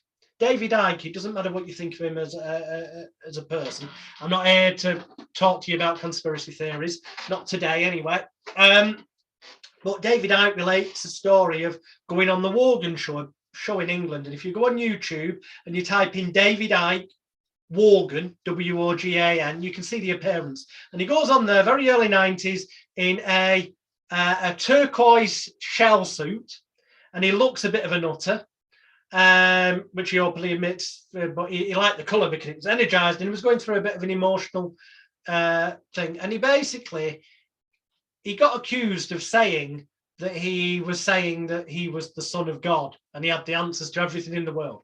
Now, he never actually said that. If you watch the clip on YouTube, he said, "We are all sons of God." And he was given a metaphor that if you believe in religion, I don't believe in an invisible, made-up magic man, but some people do. If you do, you're fucking deluded. Sorry if that offends anyone. But anyway, I don't believe in an invisible magic man, but he kind of did, and he was using the metaphor that we're all sons of God. Anyway, he got massively ridiculed by the British media, and he relates the story now that decades on, he's got to the point where he's got, tens of thousands of people show up to live events in some countries when he's doing talks, and a lot of what he's talked about over the years has proven to be true. There's a lot of it proven to be nonsense as well. That's not what we're here to talk about. The point is, he was ridiculed so badly, but it didn't stop him. And he said the thing is, actually, it made him stronger, because they couldn't ridicule him any more than had happened that day on Morgan. So it meant he had nothing to lose going forward. And that's kind of a key. We need to help clients get to a point where they've nothing to lose. They've got everything to gain, kind of thing. in a positive sense. Because when they come to us, they know deep down, whether it's consciously or unconsciously, that they could just stop taking the drug. They might need a little bit of help. If it's something like heroin, yes, there will be physical withdrawal symptoms. Yes, there will, cold turkey. But I can tell you, having been in prison and put into a cell on the holding wing at Strangeways with somebody who that day was their first day without heroin, and they were offered methadone and other things, but I have witnessed firsthand somebody doing cold turkey. And I can tell you two things. Number one, yeah, it's not good at all. And number two, the important seeming ritualistic process of hypnosis works fucking wonderfully for helping them get through it. Because the individual who was in my cell is still in contact with me. I won't mention their name, but they're still in contact with me to this day. And they have said on many occasions that they believe they couldn't have got through it without my help. That isn't true, because everyone can get through anything on their own, because that which they imagine is always worse than the reality of it, as we've already covered. Anyway, I digress, but it's all relevant. It all links together. The individual, deep down, whether it's consciously or unconsciously, does know that they've only themselves to blame for still being a fucking smoker, or for still being scared of spiders like a sissy. In fact, you know what? When they get to the point that they're truly ready to come to a therapist, it's because deep down, and it probably is for the majority at an unconscious level, but for some, it is consciously as well. They just wouldn't admit it to the therapist or to the family and friends. They've come to a point where they know they are full of self-blame, because they know they've only themselves to fucking blame. Even if deep down they've managed to work out that part of the issue is the underlying root cause of something that was frozen in time as a kid. Even if they managed to work that out, some people do, most don't. But even if they had, they know it's down to them ultimately to do something to put it right, to forgive their inner child for holding them back, to help the inner child feel forgiven as well. We'll come to that more shortly. But deep down, people have. That's why Milton Erickson said everyone's got, within inside themselves, they've got the answer to all their own problems. That's very true, but we don't want to have to admit that to ourselves, because then we have to admit that we've got ourselves to blame for not having done it sooner. And that, you know, is why we're walking around often with self-shame, feeling ashamed for not having done something sooner, and self-guilt or regret for not having done it sooner, a combination thereof. Those are very powerful negative emotions that hold people back. Self-blame, self-shame, self-guilt, and self-regret. And it's our job to help the client offload them and leave them behind in our, metaphorically, in our consulting room, or metaphorically, even if that's online via Zoom, to metaphorically let go of them so they feel it. It's almost as if a huge weight's been lifted off your shoulders, could be the hypnotic suggestion. Because our key job is to give that client an excuse to change. We're their excuse. Because if Peter, our imaginary cocaine addict from before, gets up one morning, decides, I'm going to stop. But on an unconscious level, he goes, you know what? No, if I do that, I'm going to end up with family and friends going, why the fuck didn't you do it sooner, Peter, if it was that bloody easy? And I'm going to end up feeling bad, and I'm going to end up relapsing to prove them wrong. Better idea. If I go and see a therapist who's known for being an expert at helping people get off cocaine, and therefore has got credibility behind them, and when I get questioned by family and friends, I can say, I've only just found out about this therapist who's an expert in X, Y, and Z, whatever the specific niche is. In this example, it's cocaine addiction. And I had to save up the money then to be able to afford to go and see them. But once I had managed to, which is kind of making the family and friends think, oh, they've put a lot of effort into this, which removes any self-blame, shame, guilt, and regret from them. I then went to see them, and I've had the therapy, and I'm now clean. I don't take it anymore. Their friends and family might go, well, you stupid idiot, if only you'd done that sooner. But Pete knows deep down inside and can verbalise it if he wants and go, well, I had to save up the money. And also, I didn't know about this particular therapist until recently when I managed to find them on the internet. I noticed all these things about how wonderful they are. And they can pull out the business card and go, this is the person. And they've got the person's website there that they can bring up and show that social proof that that individual's helped, you know, loads of other people to change their lives for the better. So it removes from Peter any self-blame, shame, guilt and regret for not having done it sooner.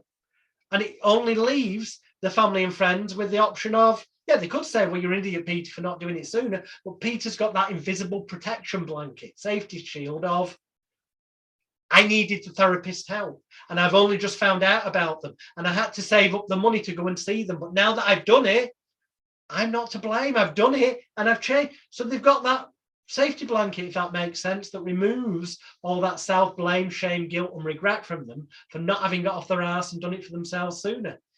So we are their excuse. We are their excuse to change. We give them permission to change. We give them a safe environment to change. And I've got a note there of the Samaritans. Chad Vera, who founded the Samaritans, is famous. One of his most famous sayings is, don't just do something, sit and listen. In other words, you don't really need to do anything. That just sitting and listening, which ties in with the old cliche of a problem shared is a problem half. Well, that's only because it makes people feel that way because they're offloading things metaphorically. But it's more about the fact that the person in front of them that's listening is showing them attention, is making them feel loved, wanted, needed, appreciated, cared for, cherished and valued. All those things we spoke about before, helping them increase their self-worth, self-esteem, all the things we've already spoke about. That's what we're doing. And we're helping trigger within them a belief, and I've underlined the word lie, because when they come to us, their current beliefs, before they decide to come to us, are ones that are giving them a false narrative, a lie that is leading them into the lifestyle that they no longer want. So we need to trigger a belief that they can change. And that's largely done before they even get to see us, through our marketing, advertising, publicity and promotion, and charging a sizable fee. So they're making a commitment to change before they even book a session with us. We need to trigger off in them the expectancy that they can and will change after they've gone through their, whatever you call it, therapy session with you. Or as I prefer to call it, just the important seeming ritualistic process. And we're giving them some kind of fixation and focus of attention, us, the therapist. Our success track record that's shown on our website, the social proof that we've helped other people, which further, A, helps them believe and expect it to work, but B, also helps them feel better about offloading that self-blame, shame, guilt and regret that they've been walking around with. Relaxation itself, so specifically to hypnotherapy and putting them through a progressive relaxation induction. Yes, the long-winded, boring ones. Yes, you can do rapid inductions, and we'll talk about them at some point over the weekend. They're taught in the boot camp. But Dr. Herbert Benson wrote 2 excellent books, one called The Relaxation Response, and then also a second follow-up book called Beyond the Relaxation Response. And ultimately, he looks at the evidence that truly relaxing physically, emotionally, and mentally, truly unwinding, which most people don't in everyday life get enough time to do, is genuinely physiologically healing and psychologically healing. It can make the person genuinely feel better and empower them. And if we lead the client to believe that that feeling they suddenly get, that they may not be very familiar with, because they've not got time every day of their life to set aside an hour to achieve true physical, emotional, and psychological relaxation. if we can get them to believe that that strange, lovely feeling is the positive side effect of being hypnotized, or the positive side effect of having tapped certain points on their body, or of having followed somebody's finger or a light in a certain direction, or whatever the focus, fixation, the way you frame it is, then they can believe that they've experienced real magic. And clients deep down, too many therapists waste time telling clients that, no, it isn't a magic wand hypnosis. Bullshit. They want to believe it is some kind of magic wand. Let them believe it is, and you know what? Create the reality for them that it was, so that they feel a genuine magical experience within themselves that they come to conclude means they must have been hypnotized. Because the moment they believe they've been truly hypnotized, the moment they consciously say to themselves, wow, that must mean that's only happened because I was hypnotized, and they're telling themselves that they were hypnotized, and they believe it consciously, then unconsciously they'll truly believe it even more. And they'll both be in sync, and there'll be no conflict, and the rational end result is for them to believe that everything that they was suggested to them will become reality because they felt the magic take place. And we'll talk a bit more about that when we talk about inductions, how we use physical tricks that they're guaranteed to experience, so that when they do experience them, they come to conclude that you verbally suggested that they would experience them, and they did. And their rationalization process is that you, as the therapist, when you suggest things, you've just proven numerous times in a row that they become a tangible, physiological, emotional, physical reality for them. So that means that everything else you suggest to them will become a tangible reality to them. And the moment they're in that frame of mind where they believe it like that, then that is their reality. And it will be their reality. And they'll get the result they want because you paid attention to them. You made them feel special. You spent time with them. Okay, going off slightly just because it's on the slides. There's people talk about different states of hypnosis or different states of mind and different healing modalities.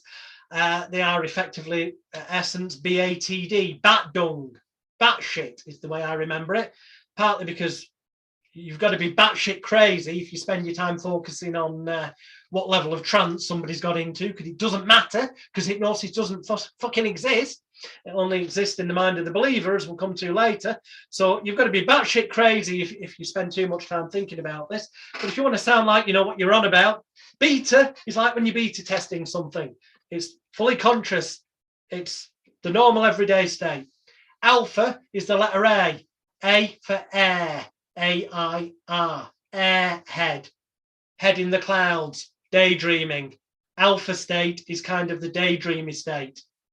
Theta starts with the letter T, T for trance. Theta is arguably the trance state, meditation state, healing state. Delta starts with the letter D, which is the same as the letter D for dreaming. Delta is sleeping. Too many books overcomplicate it. If you think of it that way, then you might be thinking, well, what state do I need them in for best? Oh, yes, theta, because that's trance. No, actually, you know what? I prefer to get them, if I can, into delta, namely bore them to sleep so that they're snoring if they come for a hypnotherapy session. The reason being that at the end of the session, you have to clap your hands really loud to wake them up, and they suddenly go, where am I? What happened? Did I fall asleep? And I quickly follow up with, of course you fell asleep. We were doing hypnosis and you're a wonderful subject. And they go, oh yeah, of course, yeah, we were doing hypnosis. Hypnosis means sleep, doesn't it? Don't waste your time telling them it's not sleep. Too many therapists do that. Too many schools teaching hypnosis do that. Bollocks, you're taking all your power away. They want it to be a magic wand that knocks them out.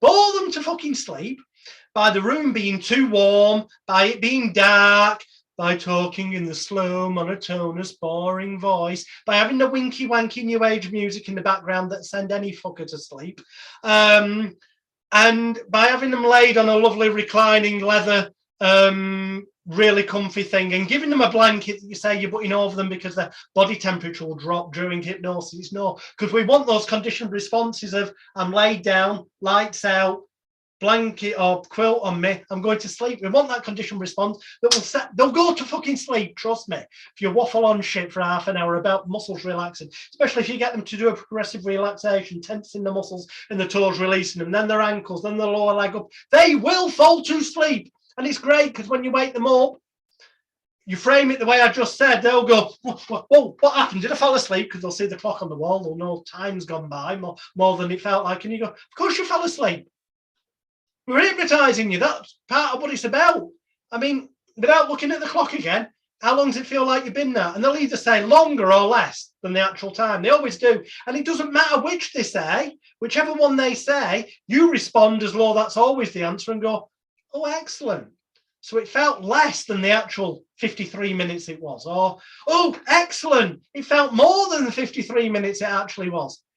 Either way, our reaction is excellent. This is what was meant to happen. So it amplifies to them that it worked the way it's supposed to, which makes them believe further that anything you suggested, which to be honest, they probably have no recollection of because they were asleep. But when you give them the audio CD to take away, which I'll talk about tomorrow, at some point of them listening to that every day for the next 28 days, they will become more consciously aware of the suggestions in it. But the repetition of that through MLQA's techniques will also amplify and water the seeds of the belief they've got. And the belief they leave your office with is that the magic took place, that they felt the special thing they wanted to believe in happen. And as long as they believe that and they felt that, which they will have done because of the way you frame it and react to it, then to them the magic has took place. And after that, it's just positive reinforcement, which they will end up getting at a conscious level as well through the audio CD. But we'll cover that more later on. But I tell you, that is more key than you can possibly imagine what I've just told you. Don't give away your power. The client says, you're not going to make me run around like a chicken, are you? Don't waste time telling them, no. Hypnotherapy is completely different to stage hypnosis because that isn't what they actually fucking want to hear. The moment you say that and say it's something different, you are saying you are not as good or as powerful as those Svengali stage hypnotists. You're taking away your power. If your reaction instead is to go, why? You want me to make you run around like a chicken? Guarantee their reaction will be, no, I was just making sure you don't. To which you then respond along the lines of, well, we can do the chicken stuff if you want, and the barking like the dog and all that other silly stuff, but you've only paid for like an hour to an hour and a half of my time, and I was under the impression that you wanted to continue the work that we've already started by you coming here today of becoming and remaining a confident, happy, healthy, relaxed non-smoker. But if you want to do the dogs, I mean, you can pay extra money if you want, so we can do that. It's up to you. Or we could just get on with X, Y, Z that you've come here for today. What do you want to do? And they will, I guarantee you go, well, yeah, let's just get on with it, shall we? But that leaves them in the state of mind that you could have done if they paid you more money. So you've not lost any of your power. You're as powerful and hypnotic as the stage Svengali. Don't disillusion them. And also by telling them that it's different, it's telling them they're wrong, which makes them feel bad and amplifies the negative feelings that they're shown up with. Telling them that, yes, you could do, but it'll cost more money, makes them feel that they were right. You could do that, but you've also reassured them that you won't because they're not giving you any more money. So you've reassured them, but in a way that amplifies your power to be able to empower them to believe that this process will work for them. This is a reminder, BLS. In deepness, in hypnosis, we sometimes get people to walk along a beach or to, Paul McKenna, trust me, he does. In Havening, he gets them to walk across a lawn and feel the dew on the grass in the morning. It was a heavy Jew. He'd obviously been thrown out of the synagogue for swearing. That offends you, you're probably Jewish. And I don't apologize. It's just a joke. It's not real life. Steps. going down the staircase of relaxation. With each step down that staircase, drifting down, sinking down, become more relevant when we go into deepness. The reason it's here is because in Havening, they use these three in this order: beach, lawn, steps, when they're getting people to have a little warm hug and rub themselves on their arms. We'll come back to that tomorrow. It's a bit like giving themselves a personal straitjacket, although it is giving themselves a nice warm hug, which, because the right hand's doing it on the left-hand side and the left hand's doing it on the right-hand side, arguably causes hemisync, fancy term for synchronizing the sides of the brain and therefore causing critical faculty bypass. But what more importantly it does is it tricks the mind into the fact that it's getting a hug off somebody else, and it releases oxytocin, one of the body's feel-good chemicals, which causes them to genuinely physiologically feel better in that moment, which you can then anchor your verbal positive suggestions to, which we'll come back to as a technique over the weekend. But the way to remember this, because it is used in evening or it can be used for deepness: beach, lawn and steps.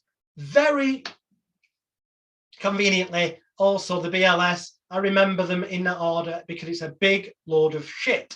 Because it is, and I cover this in way more depth in the SHITNOSIS section of the Elite Hypnosis Bootcamp. There is genuinely a section called SHITNOSIS, how to help people deal with shit in their life and how to get over the shit that's in the way, which goes into more depth on those things. I'm remembering the slides before I even put them on screen. The thing is, that section in the bootcamp that's worth looking at down the line, SHITNOSIS, the real value of it is the value of real world symbols and metaphors. Human beings do talk about carrying around, oh, I've got heavy shit going on in my life. Oh, I feel like shit. It's about the way people talk. It gives you clues. And most of those clues will go back to what we've said earlier about emotional imbalances. So the truth is, if we cover all of those things, we're guaranteed to get the right one. Because ultimately, all we're doing with any important seeming ritualistic process is aiming to trigger off the placebo effect. And placebo to some seems like a nasty word. The opposite of placebo, well, actually, we'll go back to placebo a second. Placebo effect, short version: somebody's given a sugar pill, they're told to take it X amount of times a day for a week, and it makes them feel better because they believe it's got some chemical property. It's their belief in that sugar pill. That belief is called the placebo. And it's been discovered that if you give them a capsule instead of a tablet, that the capsule's more effective, especially if it's in two different colours. And they found that different colours can have different effects, like a green one can be soothing, a red one can help give people more confidence, or I'm not going to go into it. All the major depth on placebo and the scientific studies is in a set called the Royal Event that's inside the Elite Hypnosis Bootcamp that you've got access to and can watch or listen at a later time. But they've also found through studies again and again that taking it to the next level, giving someone an injection rather than a tablet, is a more powerful placebo. They've also found that people with saying certain knee injury, well, not injuries, but arthritis and stuff, if they do a sham operation, create a cut, so the person perceives an operation has been done, but it hasn't, that helps them overcome it even more. It's about what level. This all relates back to how important does the important seeming ritualistic process seem, and how confidently is it delivered, with what conviction is it delivered, what investment of emotion and belief does the patient, client, call them what you will, have to put into it. That's one end of the scale. The other end is the nocebo effect. And that's where if you did have a chemical tablet that in theory is meant to help with a certain problem, if the patient disbelieves it enough, i.e. believes that it won't work for them, that their mind can cause the body to remain ill rather than doing what the chemical reaction is supposed to do. But that also applies to any therapeutic process. If they don't believe it will work, it's more likely not to. That's why I cannot repeat enough. Our job is to manipulate their beliefs and expectations. So, how do we trigger the placebo? Okay. I talked earlier about an individual. Part of our job is to get them to get good, positive self-internal dialogue. Another one of our jobs is to get them to believe in themselves. And the first step to that is that you as the therapist must act as though you believe in them. These things now start to come together, as you'll see, with a thing called the, I can never pronounce this right, Galatea effect. Some people will pronounce it different than that, I appreciate, but I say Galatea effect, which is internalized self-fulfilling prophecies. That's the internal voice saying, I can do this, I can do this, I can do this, and be more likely to do it, as opposed to the internal voice going, I hope I don't fuck up in the job interview. I hope I don't fuck up in the job interview, which causes the likelihood of fucking up some way in the job interview. It's about that internal voice. Now, when people come to you, your clients, they have some level of self-doubt. We've covered the emotional imbalances before. So we need to trigger off the Pygmalion effect, okay? Which, if the person comes to you with self-doubts, they need to hang around the right person. In this scenario, in this context, that is you, the therapist, who they believe in because of the social proof they've seen, the testimonials from past clients, the fact that they're buying into this with a big financial investment, and you're giving them the excuse to change, permission, all the stuff I've talked about. So you've got to transmit a confidence that you believe in the client, that this will work for them, that it can work for them, that they're capable of doing this. Because then the Pygmalion effect triggers, because we all need someone to believe in us. We are the person's first person to believe in them in the context of overcoming what they present to us. At which point then we've got to kind of help them avoid negative people. Otherwise the Golem effect triggers in, which will drag them down. But we've covered that with our Peter example earlier. We're kind of going to give them that invisible force field, because by having come to us, it removes a lot of the self-blame, shame, guilt and regret from them. So the negative people won't have such a negative effect on them. So the Galatea effect, believing in themselves, kicks in from the Pygmalion effect, you transmitting a belief in them to the client. So it goes Pygmalion effect, you transmitting a belief to the client that you believe in them, that they can do this, that helps amplify the expectations and belief, which kicks off the Galatea effect, which is them starting the self-talk of, this therapist believes in me, and I've seen the social proof that, so if they believe in me, they've seen loads of other clients, and I've seen the videos on their website of those people being helped, which means that I am going to get the result I want. And it kicks in the internal self-talk Galatea effect that's positive in the right direction for them, which kicks in the placebo effect, as long as we do some sort of important seeming ritualistic process, which of course we will do. So that's it summed up in layman's terms. Other person believes in you. Your brain then responds. This creates a new belief that's internalized, new self-talk, new internal dialogue, positive self-talk. The placebo effect is triggered, and the belief and expectancy of success is heightened. That is what is going on. That is what we are doing with our winky-wanky visualization processes, tapping, finger waggling. It really doesn't matter what it is. The totem effect is also useful. In a lot of New Age healing, that would be perhaps giving them a lucky crystal to take away with them and hold on to. But the totem, the thing to believe in, to focus on, could be the piece of rope with 21 knots in that they run through the hand and repeat to themselves morning and night, day by day, in every way, I'm getting better and better. Or it could be as simple as giving them the USB stick, and a lot of people don't have CD players these days, the USB stick that's got the audio backup session on that they're going to listen to every day for the next 28 days, the lunar cycle, that will make it habit. It's giving them something apparently tangible to believe in. It's like their, I want to use the cliche, it's almost like their lucky rabbit's foot, which ironically wasn't fucking very lucky for the rabbit, was it? But hey, people don't think about that when they buy them for luck. Okay, also we're using elements of the Hawthorne effect, which is where people modify their behaviors when they know they are being watched and observed. That is one of the good reasons for making people accountable, and perhaps having a Facebook group for, like my good friend Steve Miller has a Hypnosis group for people who've gone through his Hypnosis weight loss process, where they go in and they talk to each other and go, yeah, I'm losing more weight. I've lost even more. Here's photos of me. And they're giving each other positive, they're vibing each other up positively. They're supporting each other, but they also know to a degree they're being watched and accountable. So it makes them more likely to stick to the 80-20, 80% good, 20% shit food diet plan that Steve gives them and whatnot.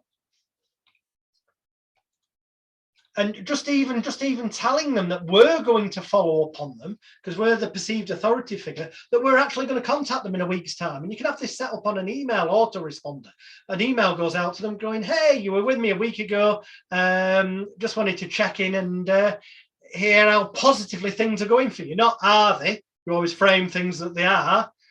But when they know that they're going to be held accountable, they're more likely to keep doing what they need to do. Perception's everything. If you're a true expert, you would not advertise on your website, for example, that you help people with asthma, bulimia, confidence, dieting, emotional issues, Fred or Frog addiction. I don't know. I'm just coming up with things for the letters of the alphabet there. There's some people's websites and advertising brochures that read like a fucking A to Z dictionary of every problem somebody could have. That screams jack of all trade. You can't possibly be an expert in all of them. Niche into certain areas. Now you can niche into more than one area. You can niche in 26 different areas by having 26 different websites, because the person who finds the website for dieting isn't going to have been looking for the one for asthma, and vice versa, for example. We'll cover this more when we get onto marketing. But the point is, perception-wise, you should be the perceived expert. You are a smoking cessation consultant, or you are a rapid results pain control expert, or you are a rapid phobia removal therapist, or whatever. You're not the medical GP who looks at bits of everything. You are the consultant surgeon who specializes in one thing. You're at the top of the tree, and therefore you charge more than most jack of all trades therapists. The person's got to believe in it. There's too many therapists charging 40, 50, 60, 70, 80 quid. Fucking hell. People can afford not to get better at that price. They can afford to come just to shut up the husband or wife and say, oh, I tried it, it didn't work.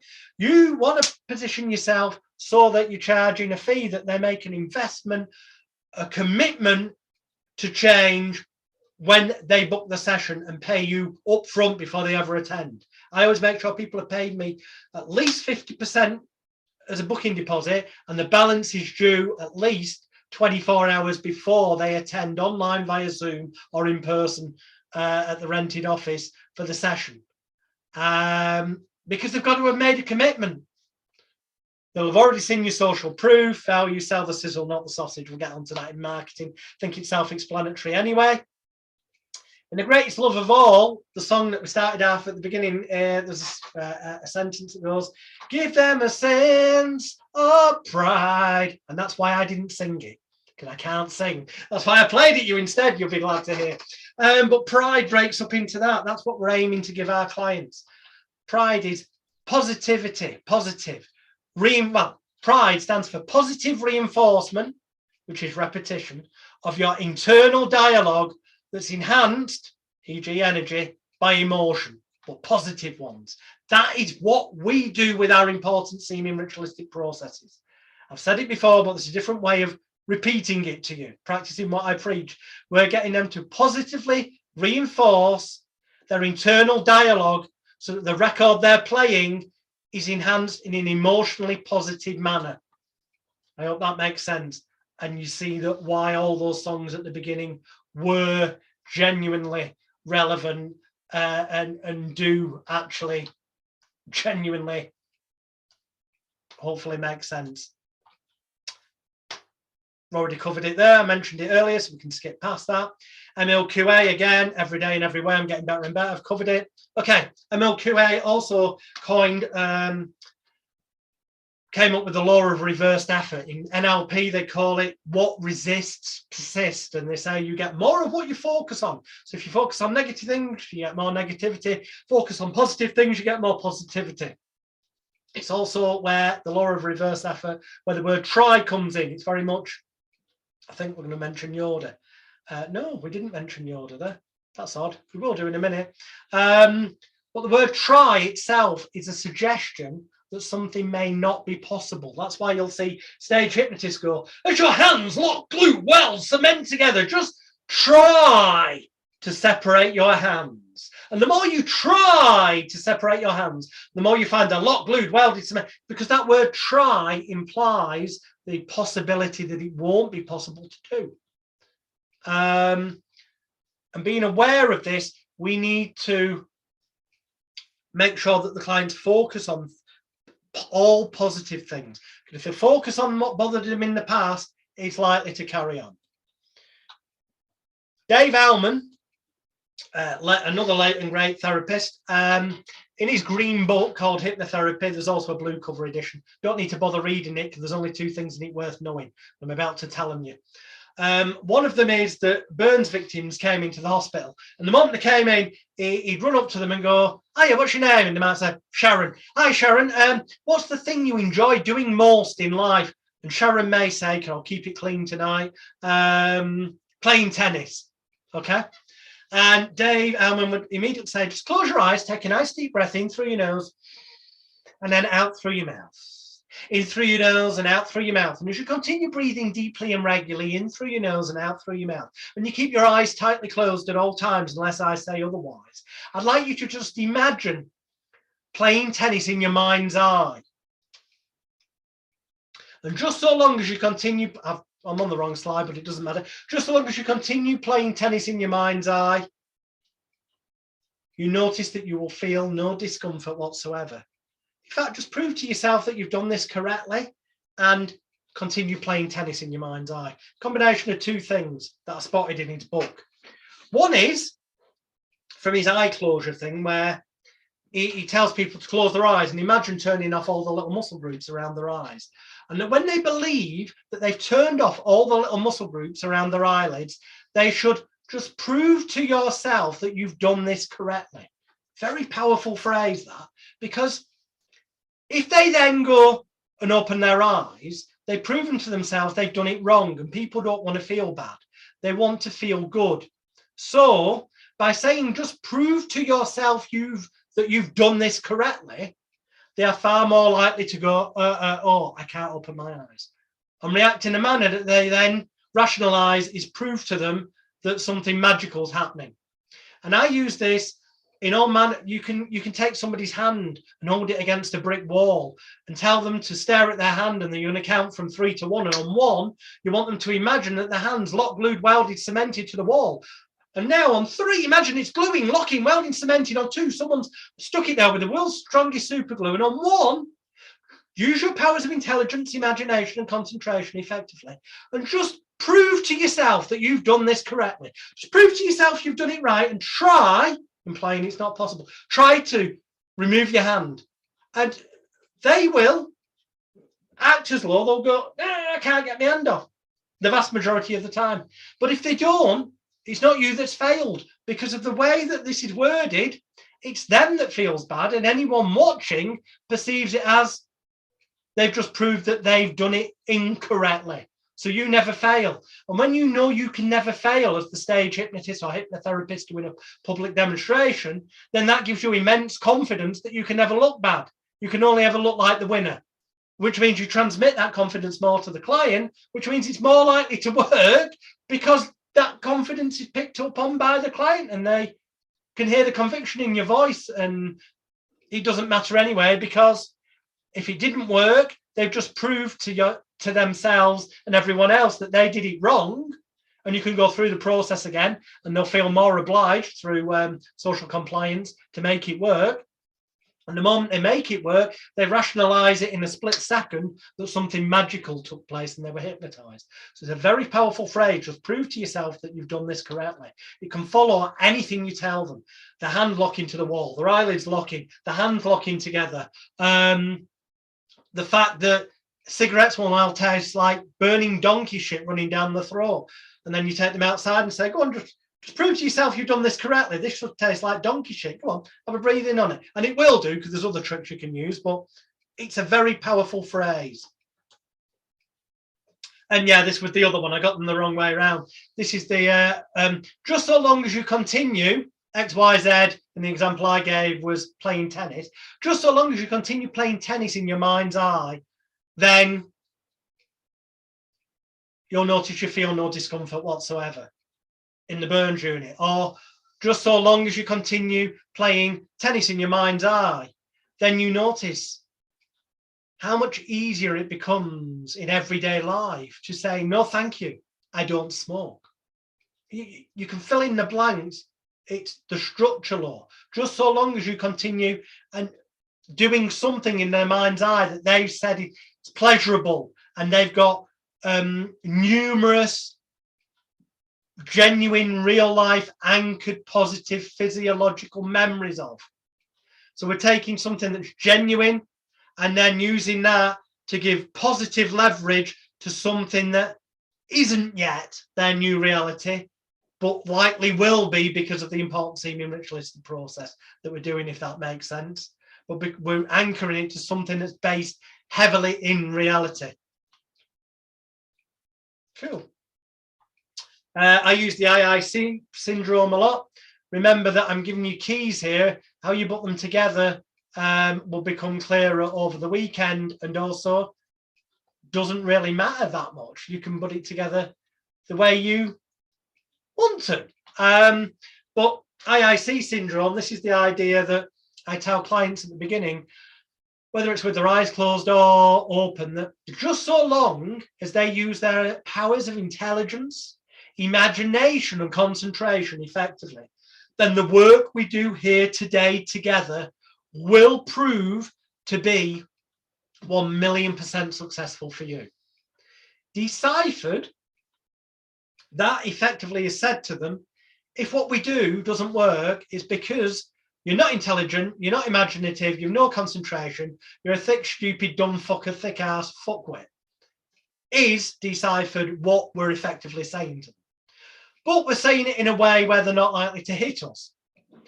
It has that emotional impact, but it's in a way that's consciously acceptable. Just so long as you use your powers of intelligence, imagination and concentration effectively, then you'll find that the work we do here today together will prove to be 1,000,000% successful for you.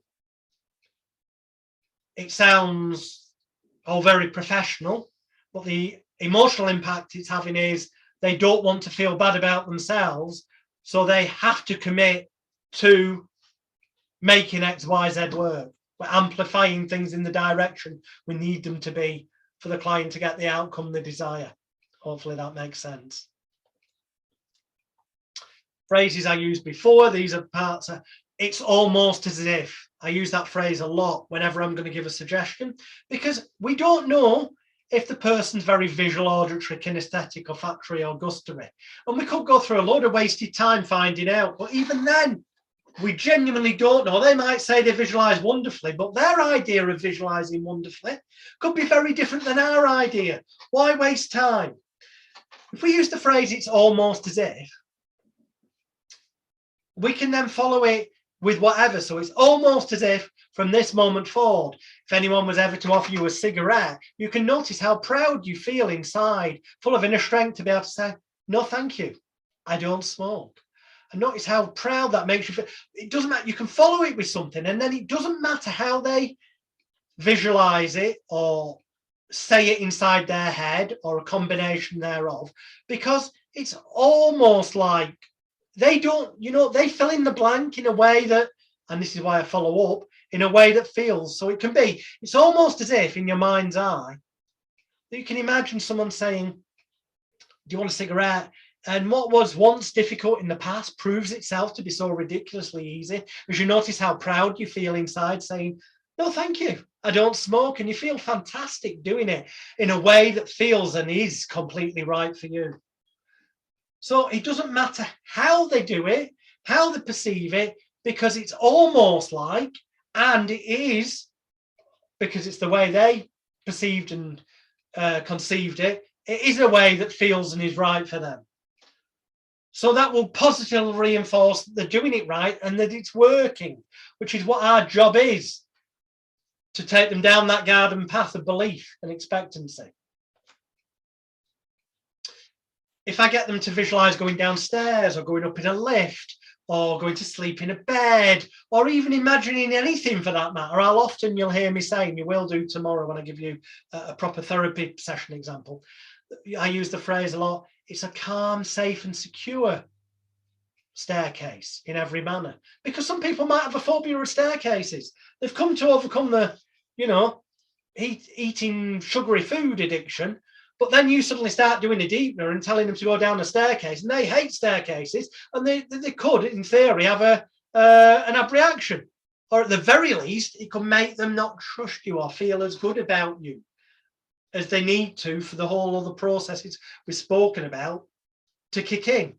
But by adding in, imagine in your mind's eye, for example, that we're at a staircase of relaxation, but it's a calm, safe and secure staircase in every manner in a way that feels right for you. That's allowing them to do with that what they need to so that they feel calm, safe and secure all the time. And so they don't end up feeling negative about anything you've said. I hope that makes sense. Rather than wasting time on finding out whether the visual, auditory, kinesthetic, olfactory or gustatory, I just throw in now and again, I'll go, and as you imagine that in your mind's eye, it's almost as if you can taste, smell, see and feel and hear everything as 100% total reality in a way that feels right for you. I let them fill in the blanks, because when they fill in the blanks in a way where they come to perceive that it's completely correct, completely empowering, and completely the way it should be, then that leaves no element of doubt in their mind about whether this will work for them or not. It's just amplifying everything. It feels right. It is right. It's doing it right. That's how everything is structured in what I will teach you over the coming few days. And is the key to everything. Because all we are doing, as I said, I've alluded to previously, is rewiring the brain. So, you know, to come with negativity, it comes in many forms and words. And the opposite, so pain, the opposite is pleasure. Fear, the opposite is laughter. Sadness, the opposite is to be happy. Failure, the opposite is success. Negativity, the opposite is positivity. Trapped, the opposite is freedom. Stressed, opposite is relaxed. Dry mouth, opposite is wet mouth. That becomes relevant because of the fight and flight response that we've got physiologically. When you get scared, stressed or anxious, your mouth tends to become dry because it's preparing the body physiologically for the fight, flight, freeze and shite response. When you've got a wet mouth overrunning with saliva, that tends to happen when you're relaxed and calm and confident, okay? So if somebody's currently got an issue where they get scared, anxious, fear, phobia, you know, they're going to be having that situation where the mouth's dry. If we can give them an anchor, a pattern match that triggers off them getting saliva in their mouth, like thinking about a lovely, juicy, delicious, bitter, sour lemon being cut in half and sucking on it, and it starts to run down the inside of the... When they then start to release saliva in their mouth, physiologically, they have to react the opposite of the fight and flight. Because for the fight and flight to be in place, they've got to have the whole dry mouth and muscles tensing. When you get in the wet mouth, the muscles start to become looser. And so it's literally about, our entire job's about using every trick in the book to get the opposite and using a bit of common sense. But I mean, ultimately, it's just getting them calm, relaxed, wet mouth, feeling happy, putting some laughter and humour into it if possible, will be the direct opposite of all the negative things. That's why it's called change work. Our job is to change them over from the one side to the other. Okay, so cognitive therapy, as Albert Ellis called his ABC model in the 1950s. We covered the APET model of human givings earlier of the pattern matching. Well, going back to the 1950s ABC model, A was the activating agent or triggers. B, the belief, was assumptions on the situation. And as we know, belief contains the lie. It's a conditioned response. C is the consequence, feelings, outcomes, reactions. But you can add to that D and E. D, this is how we're going to help them get over it. We help them dispute, question, reframe, call it what you will. We get them to ask that question internally in the split second of it happening of what other beliefs could I have? How could I react differently? What would I need to do to feel good about this rather than bad? How would things look if, and how would they feel if I wasn't bothered by it in the way it once bothered me in the past? Our job as a therapist was to help them think up and consider energizing alternatives. E, what would be better to believe? We give them direct suggestions. And that's it made easy because we've done a questionnaire with them before the session where they've given us all the data and input that we need to be able to turn around, and we know what they currently believe that's not helping them. So we then know to tell them to believe and think about the direct opposite. It is literally as simple as that. So we don't need a script because they give us the script to use for them that's 1,000,000% personalized to them by virtue of their 1,000,000% personalized answers to the questionnaires that we'll be looking at tomorrow that give us the keys to unlock the solutions for them. Now, nobody's born with any fears. We're just born with two reflexes. Reflex number one is to make us grasp, try and grab hold of something when we get that sensation of falling. And reflex number two is to make us jerk, sort of jump, as it were, when we hear a loud noise. There are no fears. So when we know that all fears, phobias, call them what you will, are conditioned responses or learned behaviors. Pavlov's dog, which I'm sure you're all aware of, basically rang the bell, served them food. After a while, the dogs learned to associate the ringing of the bell, that food's coming. It was a conditioned response. NLP calls it an anchor. It was a learned behavior, call it what you will. And then they would salivate just at the ringing of the bell. Generally speaking, as long as sometimes down the line they got food, because otherwise, and a lot of people don't talk about this when they talk about classical conditioning, if once you've got the anchor, the conditioned response of bell equals food's coming, so salivate, then yeah, they'll end up salivating even when food doesn't come. But if it continues to never come when the bell is rung, then that anchor will, after enough repetitions, collapse. And they will stop salivating at the sound of the bell. Just be aware of that. But ultimately, from our therapeutic point of view, people have either got a negative anchor or trigger when they come to us.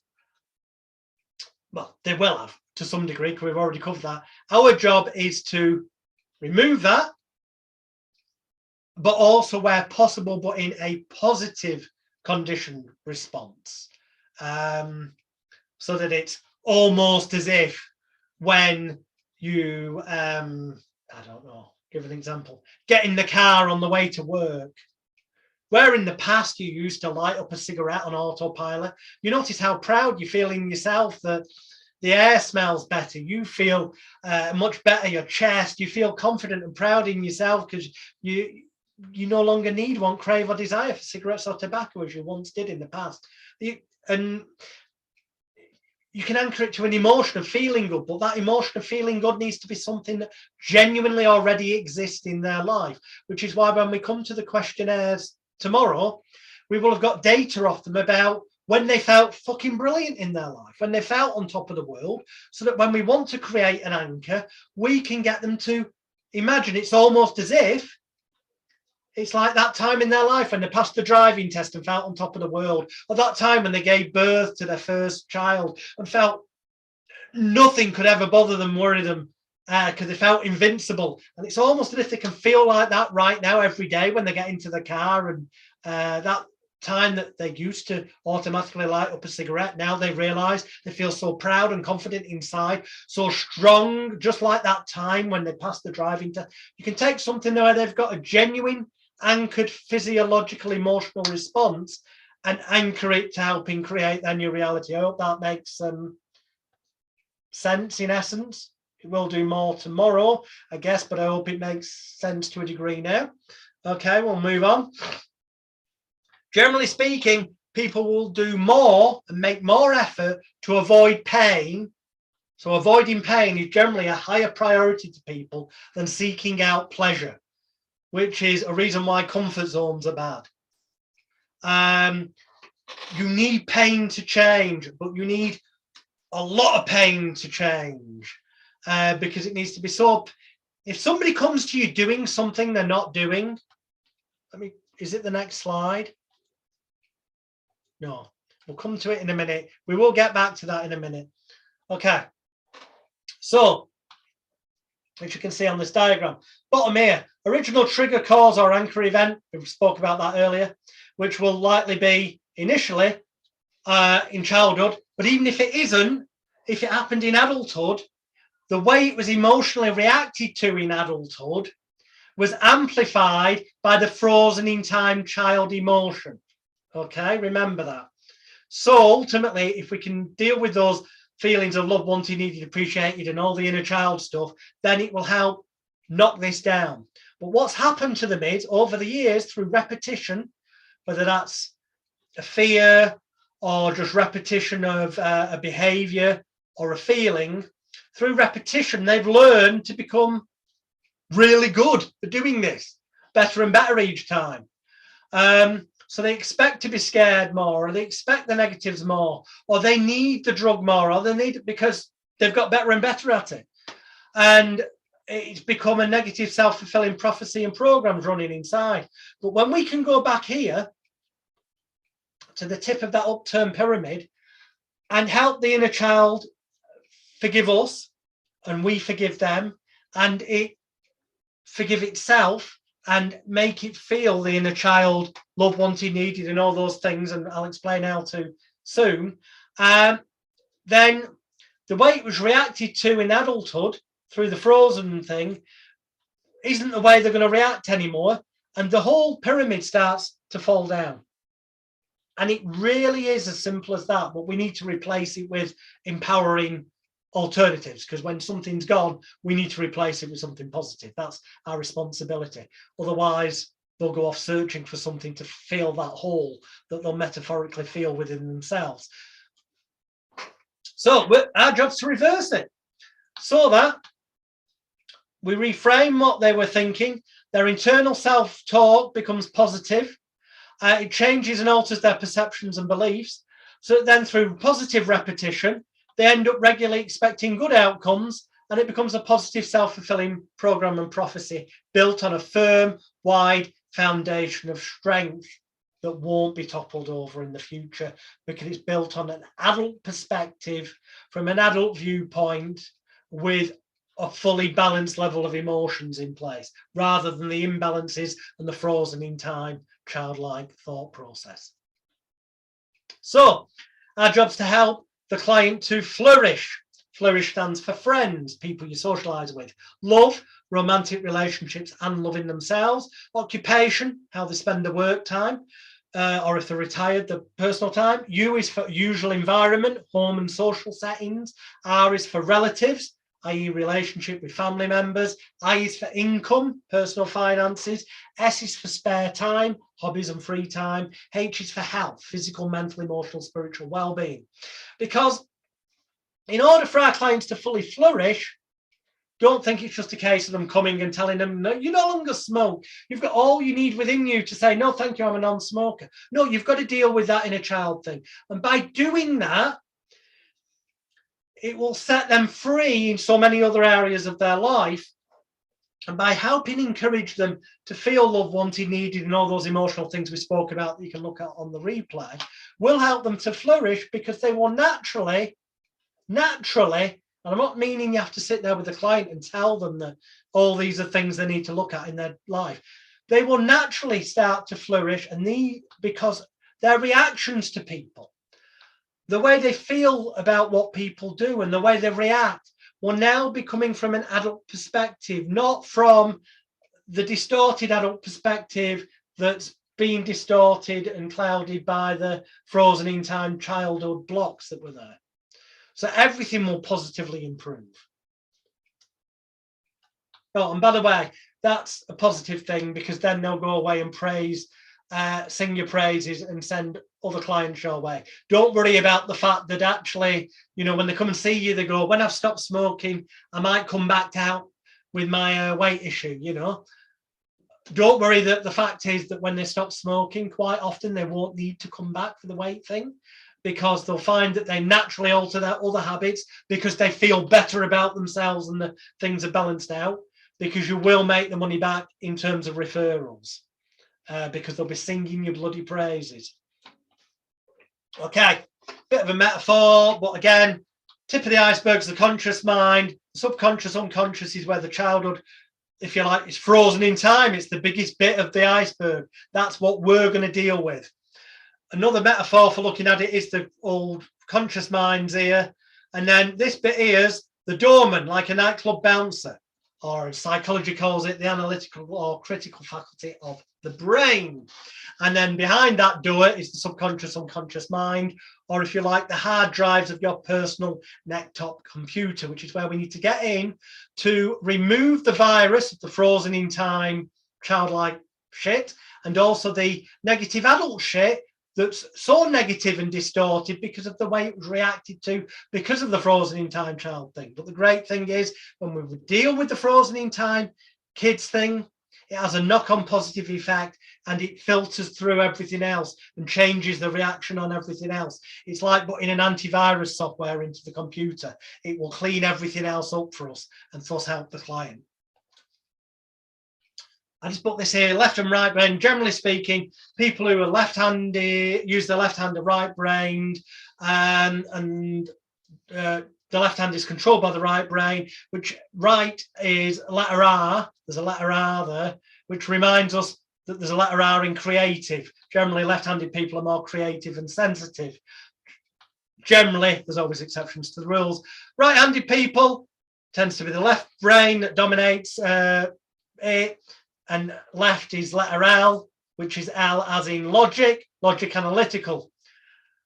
The theory of things like havening and getting people to hug themselves is that the left goes to the right goes to the left, so you get hemisync, synchronization of the brain, allegedly. Do I believe that?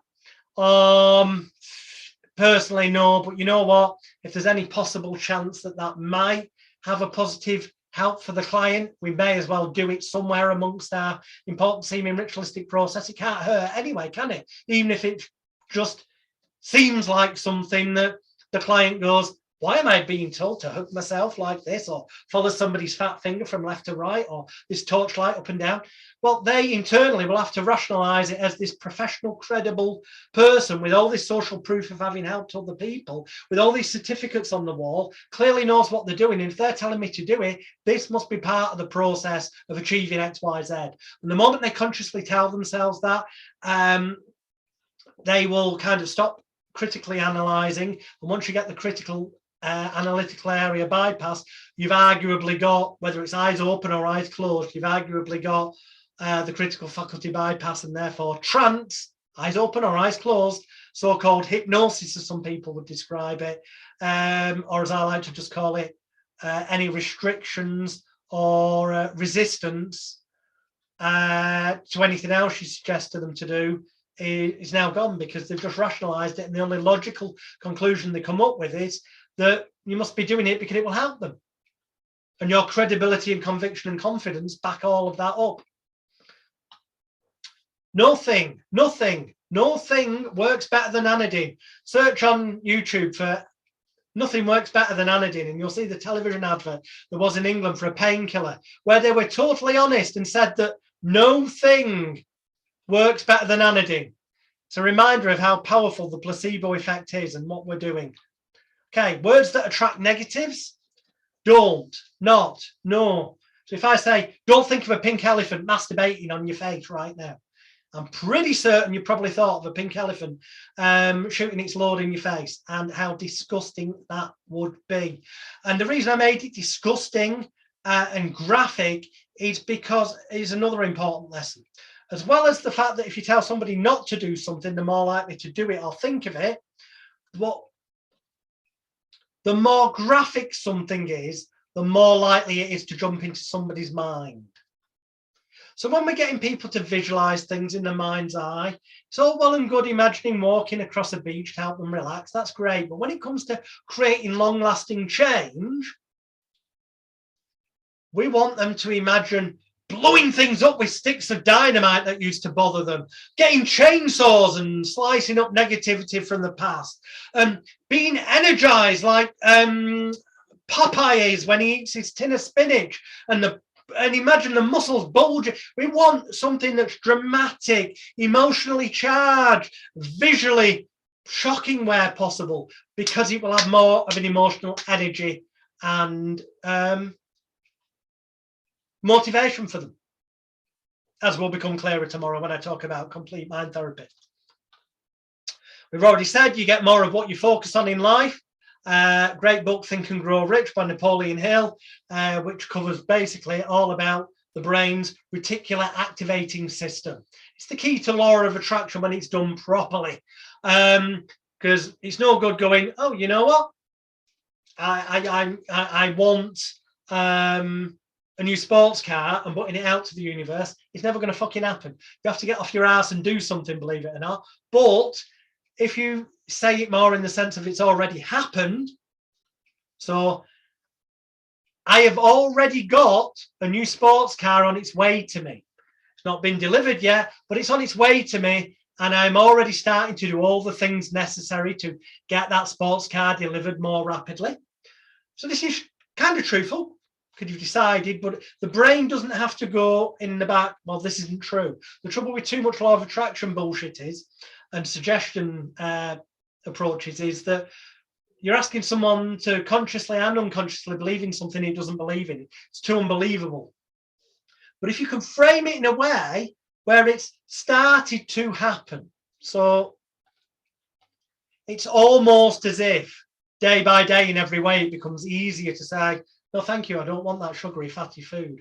Or rather than saying you've immediately stopped eating certain things that were causing you to put weight on, say to yourself, I'm in the process, and day by day in every way, it becomes easier to say no, thank you to those sugary and fatty foods. And each time I do, I feel so proud inside. Or I've decided that. Or lots can happen, or X, Y, Z, you can fill in the blank, continues to improve. And that phrase implies it's already started to improve. It may not be where you need it to be or want it to be, but by phrasing it that way, it's believable and acceptable consciously and unconsciously, and therefore can become a positive self-fulfilling process, because every time it does get a bit better, it's continuing to improve. So it's proving that you've always been telling yourself the truth, and it grows the right way. It's about how you frame things. Make sure that it's framed in a manner that's smart. So S, smart, serious, specific, detailed, graphic where possible. The more ridiculous the graphics, the better, because the mental images then will attach energy and emotion to them and make them more likely to happen. Measurable, accurate, realistic, and timed. No good saying to somebody, you know, when you wake up in the morning, you will be a concert pianist. Ain't going to fucking happen. Ain't going to happen. It's got to be realistic, and, you know, so that it's working. They can start that process that one day in the near future you could become a concert pianist. But to get there, your journey can be quicker than maybe for most, as you find that day by day in every way you start to learn what the piano teacher tells you more easily and enjoyably and effortlessly. You've got to make it believable give them the little steps along the way so that they will see genuine rewards in everyday life, genuine things happening that have changed. So it causes positive reinforcement to them that it is happening and will continue to happen. Thomas Edison, light bulb creator, once said, "I have not failed. I've just found 1,000 ways that don't work." So no, the word no, reframe it as next opportunity. End is effort, energy never dies. Fail stands for first attempt in learning. In other words, as NLP says, there's no such thing as failure, only results on the road to success. Arty-farty, winky sounding cheesy nonsense on the one hand, yes. On the other hand, it's a great way of giving the client a focus to let go of that self-blame, shame, guilt and regret that's been holding them back. A little exercise I like to do with clients before a session quite often is to really ram the fear into them, the pain of not changing, because we've covered already, people are more likely to change when there's massive pain there to not changing than they are if it's going to be pleasurable. And this is something I like to do. I take a box like this, one on the left, that's we've got 2, 4, 6, 8 empty blank spaces. I know there's little red dots, ignore them, if the ink ran through. And I say to them to do this for themselves. Do it for yourselves at some point. Watch the replay and do it for yourselves. It's quite scary and motivating, Lord, to get off your ass and make your life what you want it to be. Because I'm 46, roughly 46 and a half years old. So what I've done is in the blue, 10 years is one box. Each of these boxes is 10 years. So we're saying it's like 80 years. So I know you can live longer than 80, but we're just using this as a metaphor. So I've rubbed out 10, 20, 30, 40, 46 and a bit years in blue. Because that's what's already gone of my life at the point of doing this exercise. And then there's 24 hours in a day. I like to, where possible, on average, get 8 hours sleep. So that's a third of every day. A third of what's left of my life, those empty boxes, if they were left, I've gone in black, and I rubbed out a full box there, because there were 3 boxes, and I rubbed out a third there. And then 50% of your daily life, those other, because 8 hours is sleep, 16 hours, 50% is for normal life jobs, going to the toilet, going to work, cleaning that. I mean, normal life jobs, we're going to call them, not necessarily things you have to do rather than things you necessarily want to do.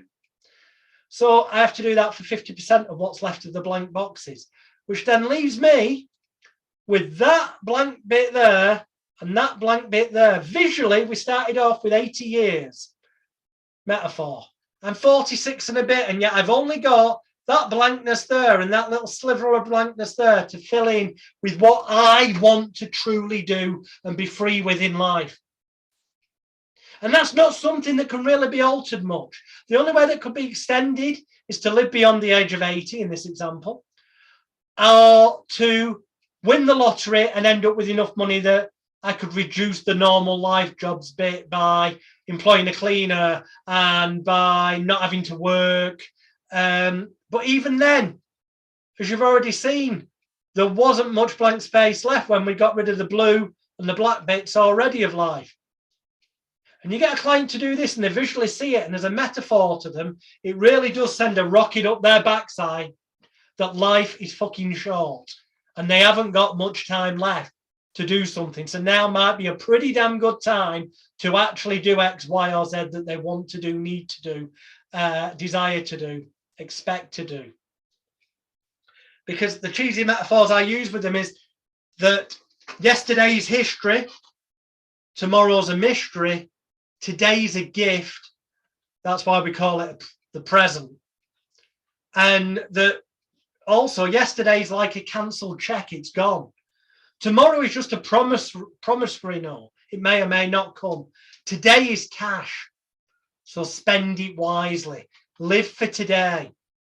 And as Albert Einstein once said, imagination is everything. It is the preview of life's coming events. And whilst on the one hand, when the imagination and the conscious will are in conflict, the imagination always wins. And that can be a bad thing when what's in the imagination unconscious mind are the negative programs frozen in time of the child reaction. But once that's been removed, then putting in stuff into the imagination, graphic images and things that can be pattern matched, like we spoke about before, that will act as triggers of positive emotions to create positive thoughts and therefore positive reactions and actions in the physical world, is a brilliant thing, because it starts off just with a thought, an idea, imagination that ends up feeling real for them. And feelings are only reality for the person. Just said that, I was ahead again, but I did say Yoda was coming up. As Yoda says in Star Wars, do or do not, there is no try. That's a shit impression, sounding more like Alan Partridge. Never mind. But do or do not, there is no try. If you've never seen Star Wars, just type in Yoda, do or do not in YouTube, and you'll be able to see Yoda deliver it. It's because that word try is a suggestion of failure. Hence, do it or don't do it, because there is no try. If you try to do something, you're more likely to fail or not be as successful as you could be if you just do it. The Rosenthal effect is the label you are given can have a significant impact on the results, outcomes, experiences, and or reality you have. For example, school tests and predictions. If they tell students in a class that they're the worst maths group in the entire school, when they do their exams, they get really shitty results. If you tell them, and they've done this experiment, this is where the name of it comes from, that, you know, they used to be the worst class in the school, but they're showing a massive improvement. And in fact, it's predicted that this year they're going to do at least 20% better than they did the previous year. The results show that, generally speaking, the majority of the students end up fulfilling those expectations, partly because of the effect we spoke about earlier where someone's believing in them, but partly because the authority figure's giving them a label and they come to believe in that. Now, labels, very, very important, because we'll get to them later again, labels, but just remember how important they are. If you want to fly with the eagles, you can't continue to scratch with the turkeys. It's a saying that Zig Ziglar said. I don't know who it was who rewrote it this way, but if you want to run with the dogs, you can't bark like a puppy.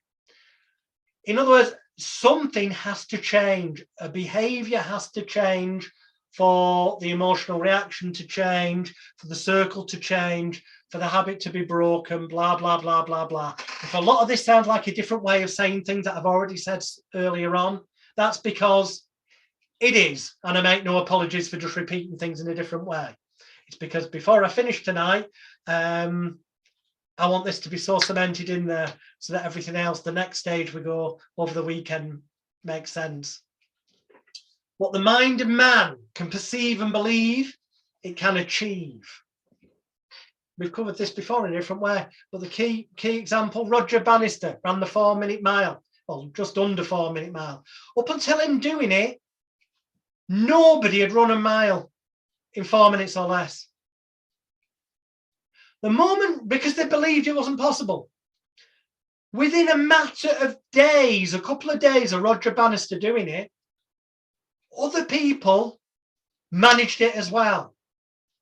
Within a week, numerous sports people had done it.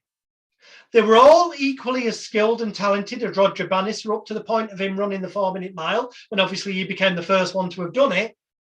The only thing that was different was that Roger Bannister dared to believe it was possible. And the moment that he did it, his example allowed all the others to believe it was possible. So they were no longer blocking their full potential. Now, obviously, the average man on the street couldn't suddenly go and do it. We're talking about people who the only thing blocking them from doing it was their belief it wasn't possible. But they already had the physical. They were world-class runners like Roger Bannister, But they'd never been able to do it. Then Roger did it, and then suddenly loads of people did. The only difference was a thought. A thought. That's it. Take from that what you will. Well, hopefully you'll take from it the fact that thoughts are the most powerful things on the planet. Negative ones can ruin people's lives. Positive ones can change them for the better in so many, many, many ways. Especially when you remember that, just think how, you know, the imagination, the body doesn't know the difference between imagined and reality. And the truth of that is the way that people react to nightmares, night traumas, it's like they're there. Or you've had, it can be the other way, pleasurable dreams that are so real that when you wake up, you think, God, I'm not with that supermodel after all. Or that famous film star for the ladies. I'm all encompassing here. I don't care what sex or gender you are. It works for everybody. Yeah, the mind can't tell the difference. So some of the keys are repetition of suggestions. That's why I'm repeating a lot of things tonight, but in different ways, because what resists persist. Neurons that fire together, wire together. Neurons that fire apart, unwire. So if someone's currently wired up, I'm going to say as a metaphor, in a way that's causing them negative things, when they stop pattern matching in the way they once did, when they stop triggering off those things, those emotional, psychological, physiological connections will eventually break and unwire even more rapidly when we have given them through suggestions and important seeming ritualistic processes, some kind of process, visual memory perhaps to pattern match that's more positive, emotional strength inwardly, whatever, that will fire off, that will wire together and become their new reality through repetition. So, keys to hypnosis sessions. Belief and expectancy we've covered. Stage 2, we use elements of disorientation and confusion to bypass the critical faculty. We then use verbal suggestion because that's what they expect, and repetition because it partly helps bore them to sleep, but also because it's what people expect. Go with their expectations and beliefs rather than going against them. And we use progressive muscular relaxation to get them to snory sleep, ideally, as we'll cover more tomorrow, but at least to believe that they have, because there is no such thing as hypnosis. There's only pure suggestion. Hypnosis exists only in the mind of the believer. You see, with that said, there are a few, I call them the mind care mind rules. We'll skirt through these very quickly. Number 1, each idea or thought in a human mind gives a physical reaction sooner or later. Number 2, expectancy. What somebody expects to happen is realized, becomes a self-fulfilling prophecy. Number 3, symptoms induced emotionally for long enough can and do often cause organic change and illness and disease. Number 4, imagination is way more powerful than knowledge in the human mind. Number 5, an idea, I put in brackets, or a program, remains in the human mind, unconscious, subconscious, until it's replaced by another one. And quite often we need to get rid of that child frozen state first before we have any chance of doing that. Number 6, at the same time, opposing ideas cannot be held. So you can't, you know, the unconscious mind can't be going, you're successful at this, you're a failure at this. It's one or the other. 7, suggestions accepted and acted upon create greater ease of acceptance of further suggestions. In other words, if verbally we suggested to somebody that their eyelids have locked together and then we get them to try to open their eyelids and they find that they can't open their eyes and they genuinely feel they can't open their eyes, which will be the case when you use the trick I'll teach you over the weekend, then they internalize it and go, shit, they suggested I won't be able to open my eyes. I visualized what they told me to. It's become reality. I really can't open my eyes, which means the next thing they suggest to me that I imagine will become reality, will become reality. And when their internal self-talk is telling themselves that, then that is what becomes their reality. The more conscious effort, the less subconscious response. We've covered that with MLQA.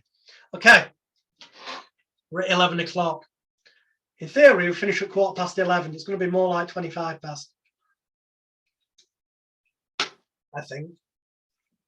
Stage secrets, we're going to run through this very quickly. This will be, again, become relevant over the weekend. Stage on a stage hypnosis show, there's an element of peer group pressure. People do it because once they're on a stage, although they might feel daft doing things, they'll feel daft if they don't do them, especially if we framed it that with the IIE syndrome, that they've got to use their powers of intelligence, imagination, and concentration effectively. So if they don't go under, if they're not hypnotized, they end up looking thick and stupid. It's the way they can psychologically feel. Also, there's an element of karaoke syndrome. People get up at karaoke nights that know they're crap at singing. They know they are.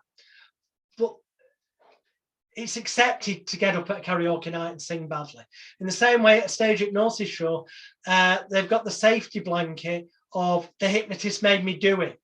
Now, that isn't what's really going on. It's not some major mind control thing. But perceptionally, to an audience, the hypnotist made them do it, so they can go back and say, oh, did I do those crazy things? Well, the hypnotist made me do it. And it removes from them, this might sound familiar, it removes from them any self-blame, shame, guilt, or regret for doing the silly things.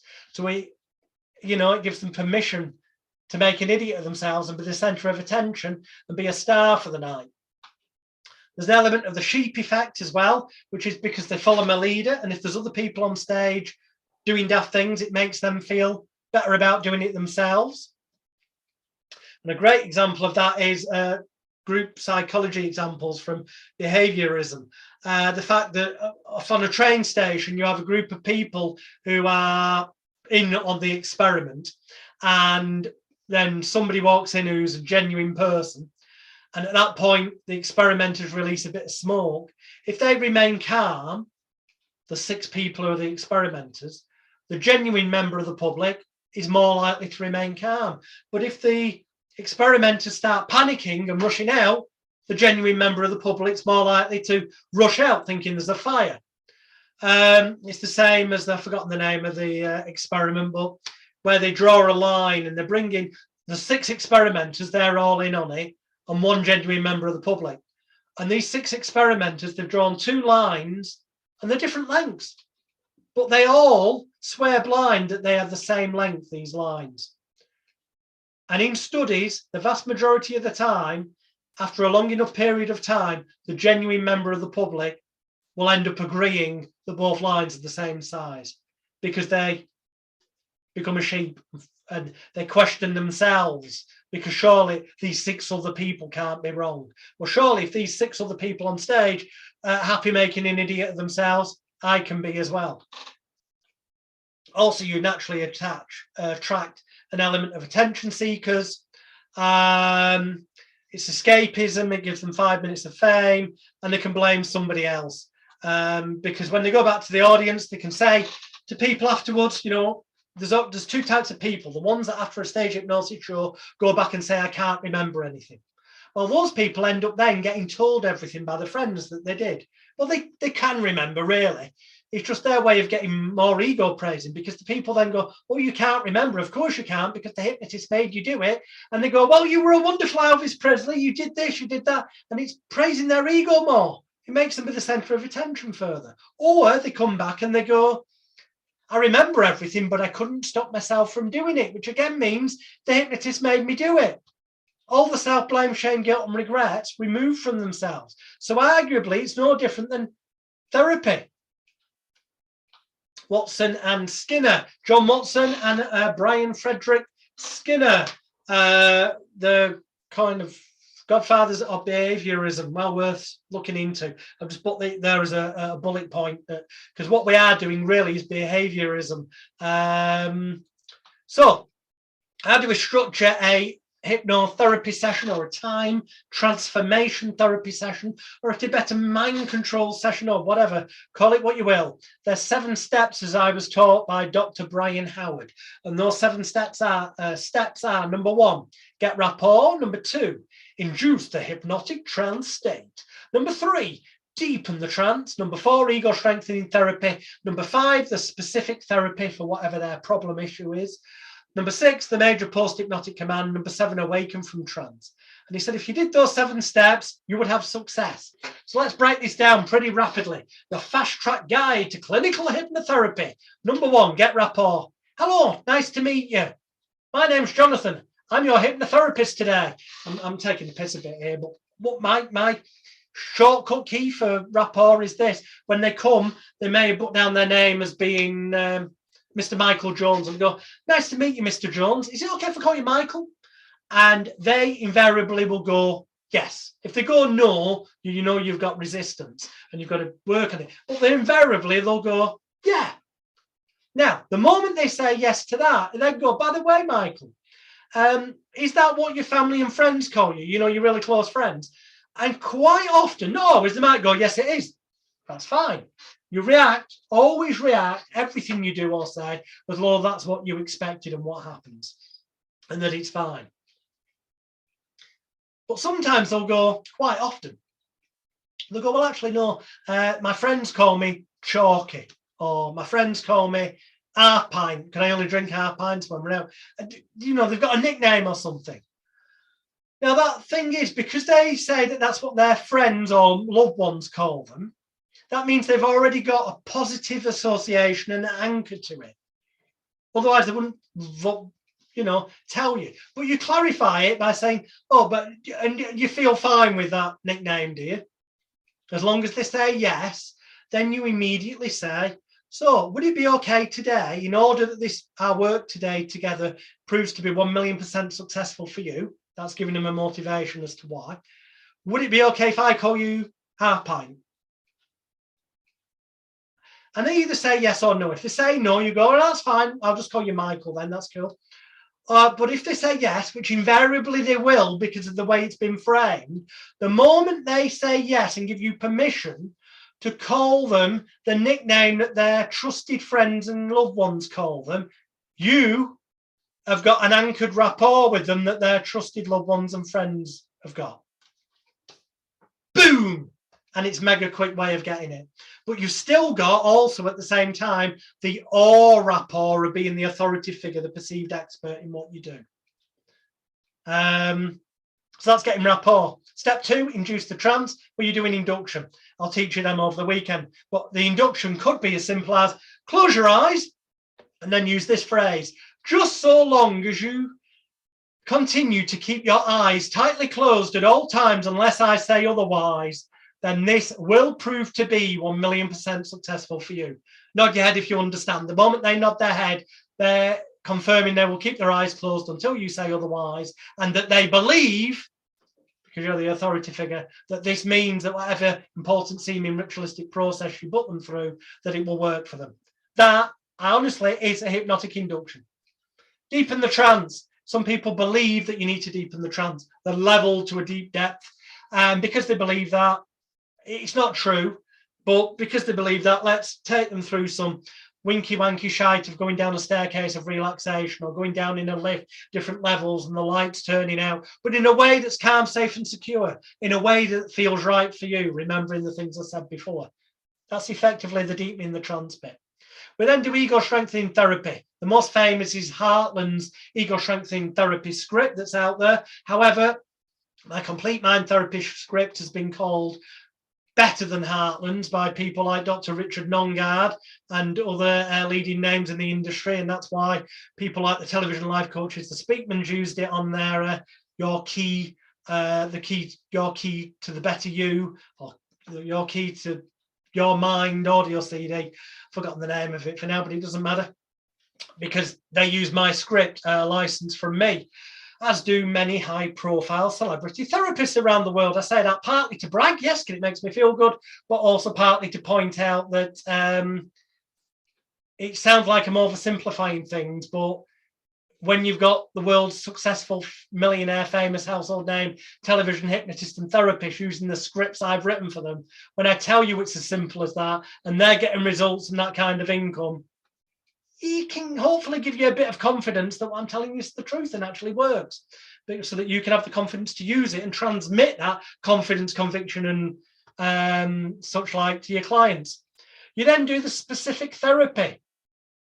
Well, guess what? If they're currently doing something they don't want to do, you tell them they will no longer do it and they'll find it easy. If they're currently not doing something they want to do, you tell them it will be easy to start doing it. In other words, you tell them if they're doing something at the moment they don't want to do, you tell them it will be painful to continue doing it and pleasurable not to.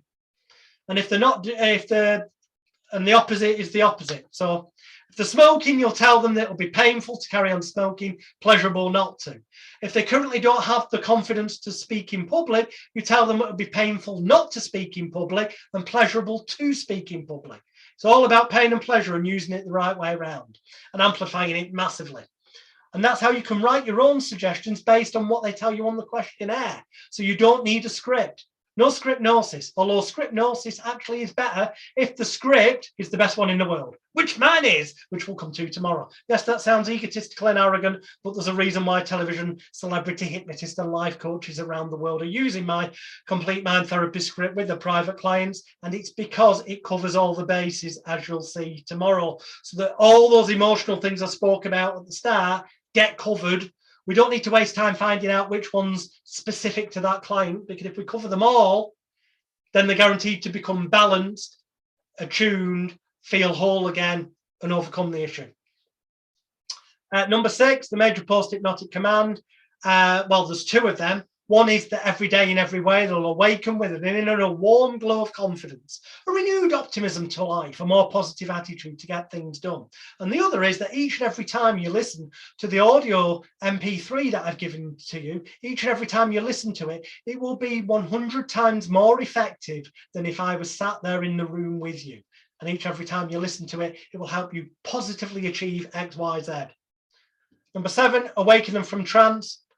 Okay, well, when you're deepening the trance, by the way, numbers go down.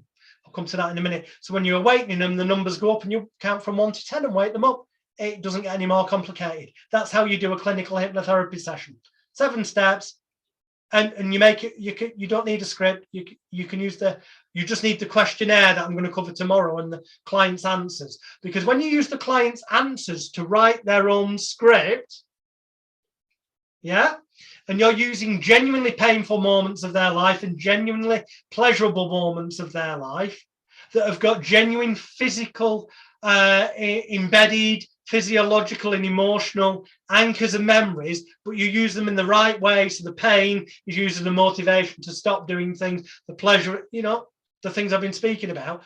When it's based in reality, it makes it more likely that it will work for them, rather than some arty-farty new age imagined, you're in a forest and the water parts, and therefore, bollocks. Take something from the real life that's meaningful, truly emotionally charged, and use it in the right way, which is what we'll cover over the weekend.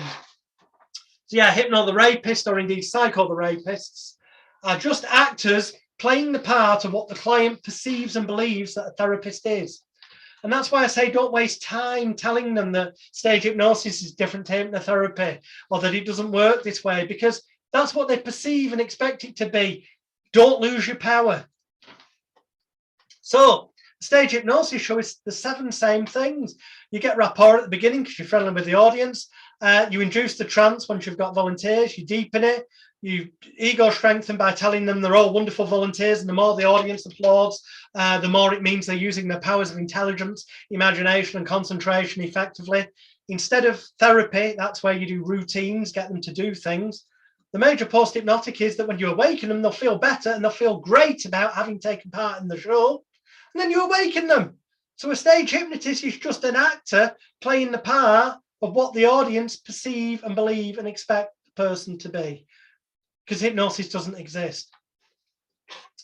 But to play with their misconceptions in a positive way, voice tones and vibrations are useful. So when we're wakening people up, I'll always say to them, in a moment, I'm going to count from 1 to 10, because the numbers are going upwards. So there's that metaphor of getting up in the morning, the numbers going up. And my voice tone will get louder as we go up. So I'm going to count from 1 to 10. And on the count of 10, you'll instantly be wide awake, and everything I've said will remain with you and grow more positive and stronger with every breath you take, every noise you hear, every word I say, and every thought you think. As on 1, 2, and 3, when you awaken in the morning, you'll awaken with an inner warm glow of confidence, a renewed optimism to life, a more positive attitude to get things done. 4, 5, and 6, lighter and brighter, almost as though every nerve, fiber, and tissue and muscle in your body, from the tips of your toes to the tips of your fingers, is being washed, revitalized, re-energized with pure spring water. 7, 8, and 9, like all the stresses, tensions, worries, fears, and apprehensions of days, weeks, months, and years gone by are leaving your mind and leaving your body right now, is on 10. Wakey, wakey, rise and shine. so that numbers are going up, the excitement's going up, the energy's going up, the voice tone's going up. And when we're putting them under or doing the deepeners or the inductions, the voice tone goes down, it becomes dragged out, the stereotypical. As I count backwards from 10 down to 1. With every breath that you take, every noise that you hear, every word that I say, and every thought that you think, it merely serves as a sign and a signal to help you relax more completely. 10, 9, 8, the deeper you go, the better you feel. And the better you feel, you get the idea. Numbers go down, voice tone goes down, it gets dragged out. It makes it easier for them to buy. That's what they're expecting. That's what they've got in their mind from films and science fiction and books. Give them what they expect it to be, and the experience will become that magical one where they think the magic wand has changed their life. And the moment they believe that, then it truly has arguably happened, because suggestion correctly expressed is hypnosis. Tomorrow, I'm going to teach you properly the SUDS 1 to 10 ploy. SUDS being sensory units of distress scale. This is effectively, you see this done in AFT. What they'll do is they'll say to somebody, and I don't know, just can somebody wave their hands and let me know? Can you see me in a little screen at the corner? Me, can you see, as well as actually just the words on screen? You can, okay. Oh, excellent. So they will say, the therapist, for example, okay, I'd like you to just close your eyes, get a sense and a feeling of that bothers you, your phobia, seeing a spider, whatever. And the last time it happened to you, get an image of it and rate it on a scale of 1 to 10. 0 being nothing, no problem whatsoever, and 10 up here being the worst it ever was, like pulling your hair out really, really, really bad. Okay, how high up that scale is the intensity now? And they'll get given a number, and people will often joke and go, oh, it's an 11 or 12. Or they'll say it's a 10 or a 9, but they'll give a number that's high up. And then the therapist gets them to tap in various places or follow their fat finger with their eyes from left to right, or a torch left to right, or they'll get them to do they'll do an hypnotic induction and get them to visualize some process like destroying that spider phobia on a TV that gets blown up or whatever. They'll go through some form of important seeming ritualistic process. They'll get them to open their eyes, to break state, as it's called in NLP, and they'll say to them, in a minute, I want you to close your eyes again and just try. The word try, as we know, implies it won't be possible to do the same. Just try to get the sense and feeling like you had before, and notice how different it is now. Okay, so close your eyes, just try, and they close their eyes, just try to get a sense of a feeling as it is now, implying that it's changed, and then just open your eyes, and bearing in mind that 10 up here is the past, as it was in the past, the worst it ever was, like pulling your hair out really bad. But down here is 0, nothing, gone completely. Where down here now has it gone to? And I guarantee you, they always say a lower number. And the moment they say a lower number, it's not likely to be 0, but let's say they started with a 10, they then say an 8, then you can do another important seeming ritualistic process and ask them again, how much lower is it right now? And when they say a lower number, 6 or 5, the moment they've said it consciously, they've accepted, and there is critical faculty analytical area bypass, because they've fully accepted that their reality's changed and the intensity's got smaller. So the moment they verbalize that by giving you a lower number and you write it down and go, so it was there, but it's come down to this, and they go, yes, they're accepting it and it becomes their new reality. So it doesn't matter what the important seeming ritualistic process is. It doesn't matter where you bloody tap, what doesn't matter. The SUDS is the trick. You know why?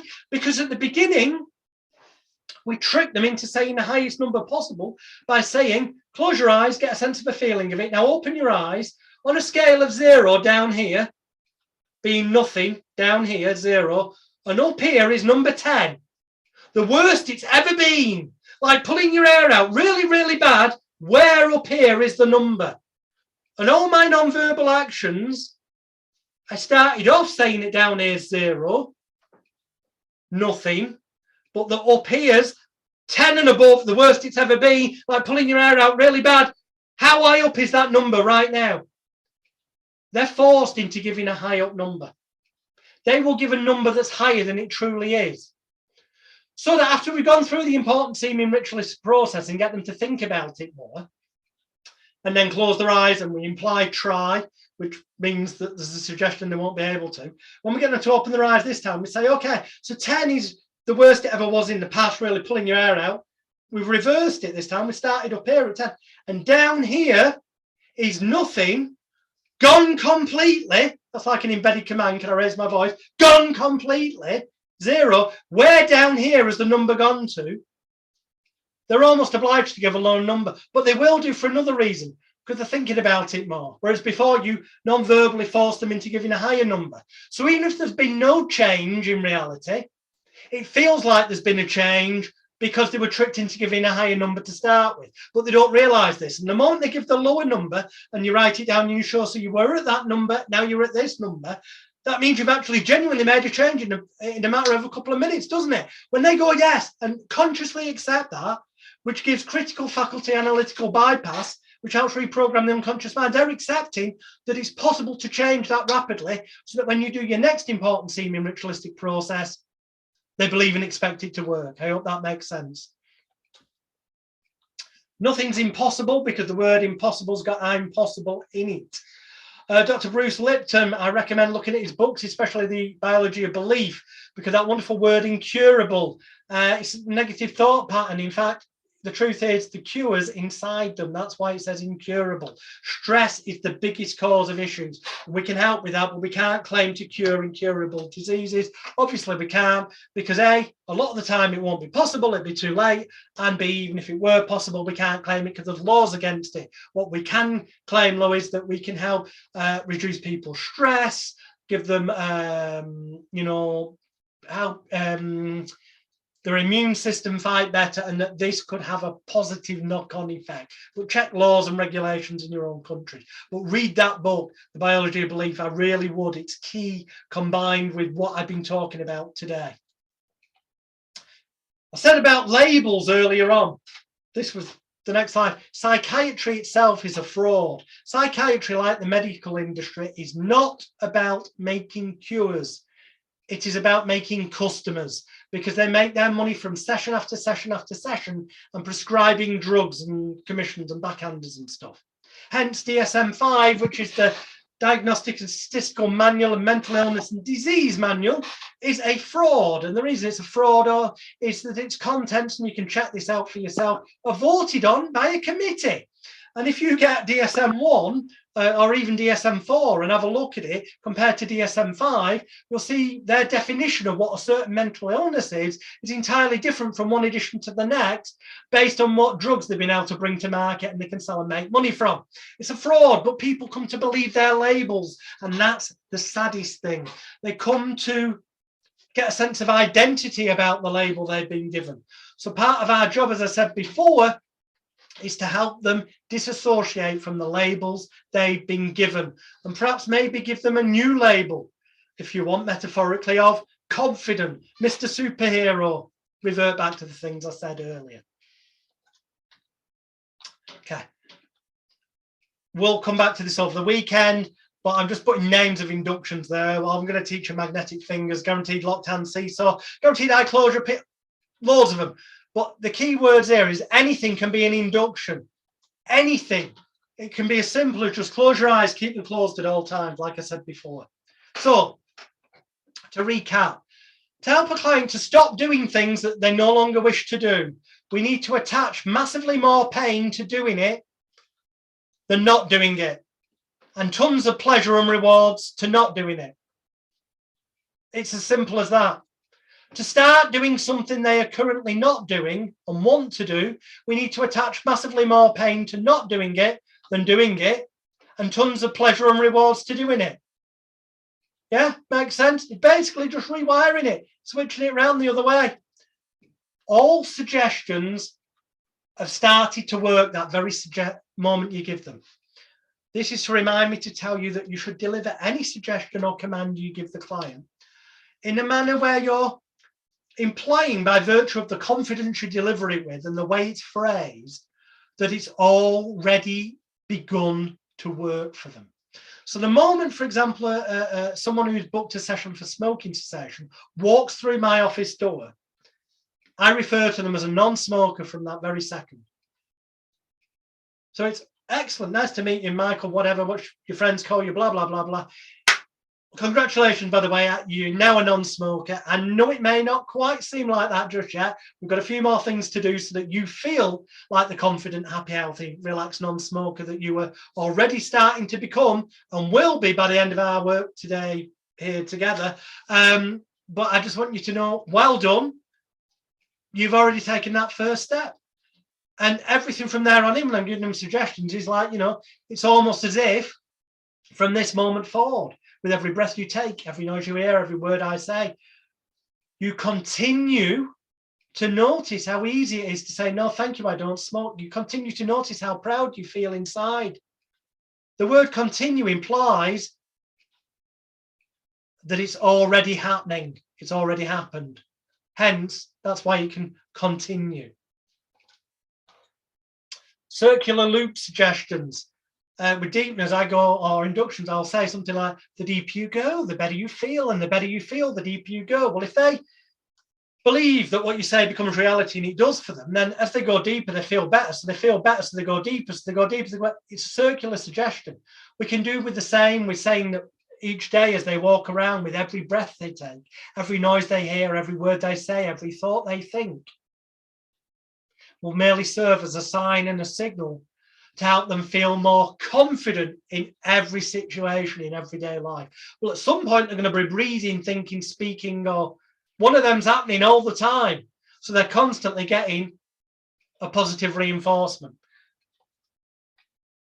Example being exactly that. Every breath you take, every noise you hear, every sight that you see, and every word that I say, or every thought that you think, merely serves as a sign and a signal to help you relax more deeply as you continue to be the XYZ, fill in the blank, that you have now become.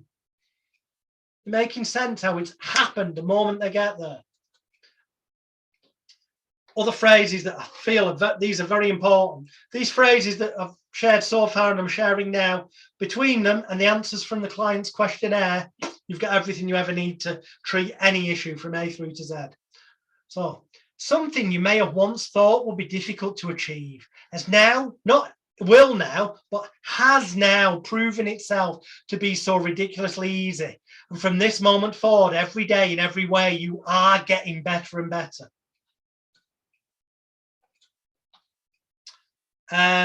Pattern interrupts is just the idea of doing something unexpected. You put your hand out to shake somebody's hand, they tend to come in and shake your hand. That's what they expect. If you put your hand out and as they come in to shake your hand, you grab them by the wrist, bring their hand towards their face and say, close your eyes. And as you do, you're going to sleep and shout in their ear, sleep. It fucks up the pattern of thought, the train of thought, and it causes disorientation and confusion. And when we cause disorientation and confusion, it flicks them into the freeze part of fight, flight, freeze, and shite that I spoke about earlier, which arguably means you put them into theta, trance state, albeit we're going to bore them into delta dream later when we come to tomorrow's session.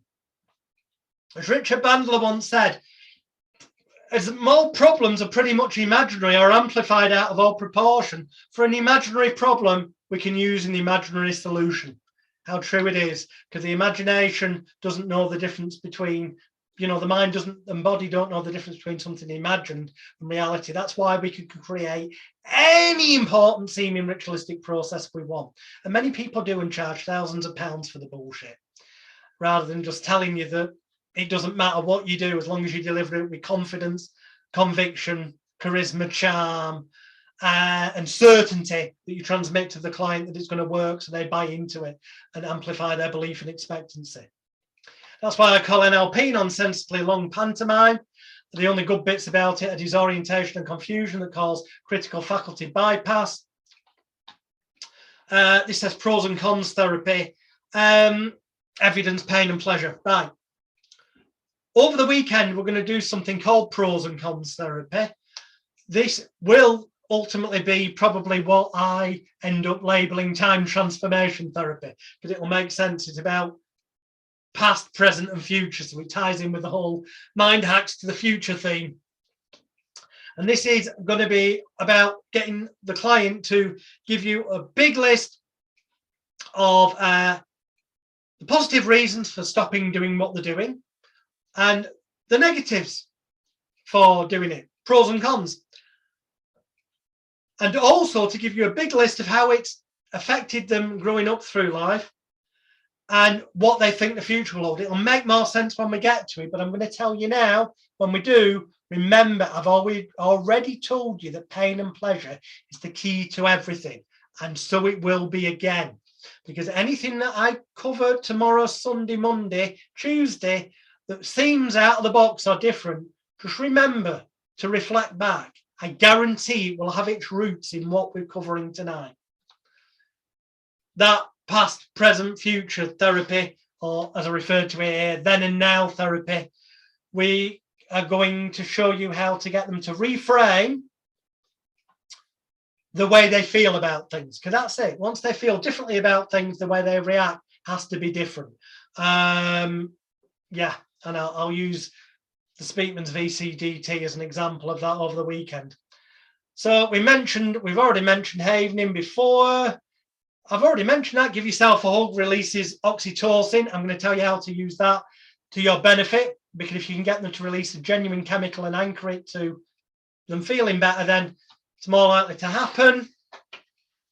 And I'm going to jump through a couple of these slides because I think they're not relevant till Sunday or tomorrow, those ones. So the key is KISS. Keep it simple and short. Stupid. Keep it short and simple. Stupid. And it is. People overcomplicate things. Actually, the best thing is to kiss a tit. Keep it short and simple. Think it through.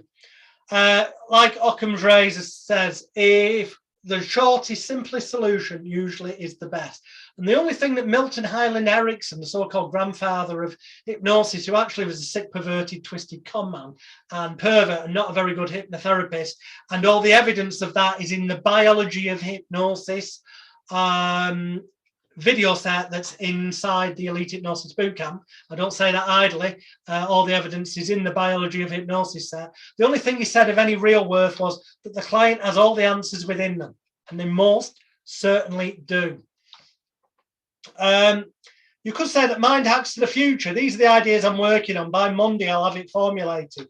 But if you were to get the client as their important seeming ritualistic process to, in their mind's eye, travel to the future when they no longer have the problem, and then to travel back in time and notice what they did and how easily they did it in order to, in the future, not have the problem, you'd then be able to bring them back to the future, so to speak, and get them to tell you what they did and then suggest to them that that's actually taken place. And ironically, that is the course structure of some therapy courses out there that would take you several weeks to do and cost you thousands of pounds. And all they would really have told you is what I've just told you there in about 90 seconds. That's all you need to do. Ask them how it was achieved, travel back and observe, and instill them now as future events. If they believe it will work for them, it will. Because if you can believe, all things are possible to him who believes. Mark 9:23 in the Bible. Work of fiction, but some great motivational quotes in there that are relevant to our work. Sigmund Freud said we are all products of our environments. It's true, but that's why suggestions and ideas, thoughts, call them what you will, grow like seeds. So you need to water them with positivity. That's why we need to make the client feel better about themselves. It's those emotional things that are the true keys, which we're getting close to the end for today. Overran a little bit, but bear with me, please. There's one good thing I can never say this, but it's spelled that way, and it's I can never fucking say it. But it's the Hawaiian forgiveness and love ritual. Okay? If you type that word spelled that way, HOPONOPONO, into YouTube, you'll find videos about it. Apparently, it causes things to move back into balance. Well, we talked about when the client comes to us that some things are unbalanced. Well, we need them to balance out because we need them to be natural, because natural balance causes natural results. Whereas when they're coming to us with a problem, unnatural results, there's something unnatural causing it. So if we take no, however you want to pronounce the words, philosophy is to get the client to say to themselves, I'm sorry. Please forgive me. Thank you. I love you. Generally with an eyes closed, visualizing like they're forgiving themselves, saying sorry to the universe type of way.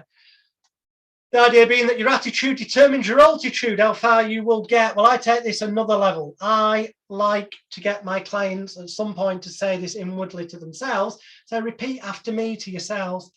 I'm sorry. Please forgive me. Thank you. I love you. And then when they've done that, I will get them to then do my inner child therapy, which I'm going to mention very briefly shortly. And when they do, they will be imagining that a pillow or a cushion that I've given them to hold is mini them, is a little younger version of them. And that with their eyes closed, in their mind's eye, they are to hug the mini them and tell them, I'm sorry. Please forgive me. Thank you. I love you. And to imagine in their mind's eye, the mini them saying to them, the adult them, because of having froze them in time, that I'm sorry. Please forgive me. Thank you. I love you. And I guarantee if you do this and deliver it with conviction, I would say probably in the region of 90% of the time, you will get genuine tears manifesting. Some may call that an abreaction. I would just call it an emotional release. And their inner child forgiving them, the adult, and then the adult forgiving the inner child, who then feels loved, appreciated. And this combined with the inner child therapy, which I've practically almost explained to you, but I'll go into it in more depth over the weekend. But it is almost as simple as handing them a pillow or a cushion and saying, in a moment when I give you this object, you're going to hold on to it. And it's going to be almost as if it's a representation of you. And your unconscious mind will know. You don't know how you know, whether it's you when you're 2 years old, 3, 4, 5, 6, 7, 8, 9, 10, 11, 12, 13, 14, or 15, but probably no more than 16. But you'll just know. It's that age where something's frozen that you need to let go of. And you leave it to the unconscious mind, because as Erickson said, the client's got the answer within themselves. They'll just know. But even if they don't, just that ritual of imagining their inner child, apologizing to them, I'm sorry, please forgive me, thank you, I love you. And them apologizing to the inner child, saying, I'm sorry, please forgive me, thank you, I love you. And then also saying to them, and finally, I'd like you to imagine in your mind's eye, saying to the younger you, whatever he or she, or whatever pronoun the person may identify. In this day and age, we've also got to check what pronouns they want to identify by, and use that they've, want used. And imagine telling them whatever it is that little you needed to hear then. That if the little you had heard and been told then, it would never have got frozen in time. It would never have caused you the issues it has done over the years. And just tell the little you whatever it needs to hear. And when you've done that, just let me know. It may take you a few minutes. And I'll just go quiet. And I'll leave it a few minutes. And then if they haven't said anything, then I'll say, have you told the little you everything you need to know, to kind of prompt it up, because I don't want to be sat there all day with them. And going through that ritual again, you'll quite often get tears. But I'll tell you what, they don't half feel better. You always feel better after a good cry anyway. You physiologically genuinely feel better, and they come to think that that's part of the healing process. Well, it is, arguably, psychologically. You've unfrozen that freeze that we spoke about. But I will cover inner child therapy again. People don't plan to fail in life, but many do fail to plan. Part of the key to this, it's time to get yourself on the map with marketing, advertising, publicity, and promotion. I'll cover that over the weekend, because the way people perceive you when they book the session will make a massive difference to the success that you get with them. It's almost as if marketing yourself differently will cause you to suddenly become incredibly lucky and get faster, better, longer lasting results with clients and earn more money. But in truth, there's no such thing as luck, because success and luck are merely that moment when preparation meets opportunity. And the preparation is everything I'll teach you before Tuesday night is over. Because it's by now you should know, and I am repeating before we end, positive thoughts lead to positive actions lead to positive results. So the key is action, doing something, changing something, repetition and action combined with emotion and energy. Do new things. If you always do what you've always done, then you'll always get what you always got. Stop it is a key, which we're going to be ending on. This is yin and yang symbol there. Again, not drawn wonderfully, but if you know the yin and yang, it's the white and the black and the white. The yin and yang, there's a bit of yin and yang, a bit of yang in yin. There's good in bad, there's bad in good. It's about balance. The client comes to us unbalanced in some way. We need to balance it out. And we need to metaphorically tell them to fucking stop it. Stop it! Stop doing what you're doing! It's not been helping you. That's why you're here. That's why you're paying me 500 quid. You could have fucking done this for yourself, except you don't want to feel daft, but with that self-blame, shame, guilt, and regret. You want this permission to change, the excuse to change, and that's fine. I'll give you the safe environment to change. That's what you're paying for. But when you leave here, for God's sake, fucking stop it! Now, I'm going to cover those other slides, so don't try and slow down the video replay when it's there in the morning. I will cover the rest of them tomorrow, because for today, I want to finish with a video. Now, there's only about, I think I went through about, at my guess, there are 10, 12 slides at most that I've jumped past. So that'll take me all of about 15 minutes tomorrow to get through, and then we can get on to actual techniques. I will actually teach you the important seeming ritualistic processes that I use with people. We'll start off with complete mind therapy. Then we'll go into something I call cured. All the diplomas for these and all the individual diploma course trainings in more depth are inside the bootcamp, but I'll teach them you, so you can go out there and start using them. And by the time we get to Monday night, we will have learned mind hacks to the future, time transformation therapy, because I'll have made it up for you by then. But the key of it is all the stuff I've told you tonight. When you understand that we're just giving them an excuse to leave behind all self-blame, shame, guilt, and regret, to do what they could have always done for themselves, to have permission to exchange, to excuse to change, so that we're this person that believes in them, that sets off that whole process. When you understand that, then you know that the bit in between isn't the important bit. It's how it's all been framed, how it's been marketed, how it's been advertised. It is that instilling of the belief in advance that quite literally you could just get the client in through the door and tell them to stop it. And you know what? I'm trying to fast forward here because we're going to cover them. Please, where is? Watch this. Actually, don't watch that just yet, because I'm going to stop the screen share. I'm going to screen share again because I realized I unclicked the sharing sound thing before, didn't I? So I need to do that so that you will get the sound off the video, which hopefully you will. Okay. Watch this. Dr. Switzer? Yes, come in. I'm just washing my hands. I'm Catherine Bigman. Janet Carlisle referred me. Oh, yes. Still being buried alive in a box. Yes, that's me. Should I lay down? Oh, no, we don't do that anymore. Just have a seat. And let me tell you a bit about our billing. I charge $5 for the first 5 minutes, and then absolutely nothing after that. How does that sound? That sounds great. Too good to be true, as a matter of fact. Well, I can almost guarantee you that our session won't last the full 5 minutes. Now, we don't do any insurance billing, so you would either have to pay in cash or by check. Wow, okay. And I don't make change. All right. And go. Go. Well, tell What? me about the problem that you wish to address. Oh, okay. Well, I have this fear of being buried alive in a box.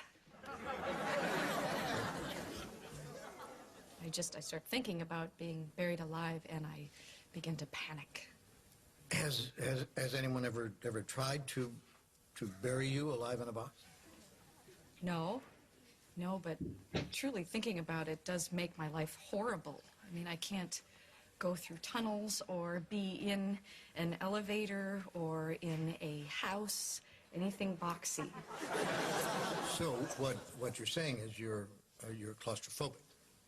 Yes, that's it. All right, well, let's go, Catherine. I'm going to say 2 words to you right now. I want you to listen to them very, very carefully. Then I want you to take them out of the office with you and incorporate them into your life. Well, shall I write them down? Well, if it makes you comfortable, it's just 2 words. We find most people can remember them. Okay. You ready? Yes. Okay, here they are. Stop it!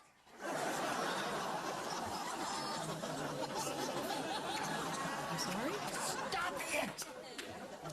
Stop it? Yes, S-T-O-P, new word, I-T. So, what are you saying?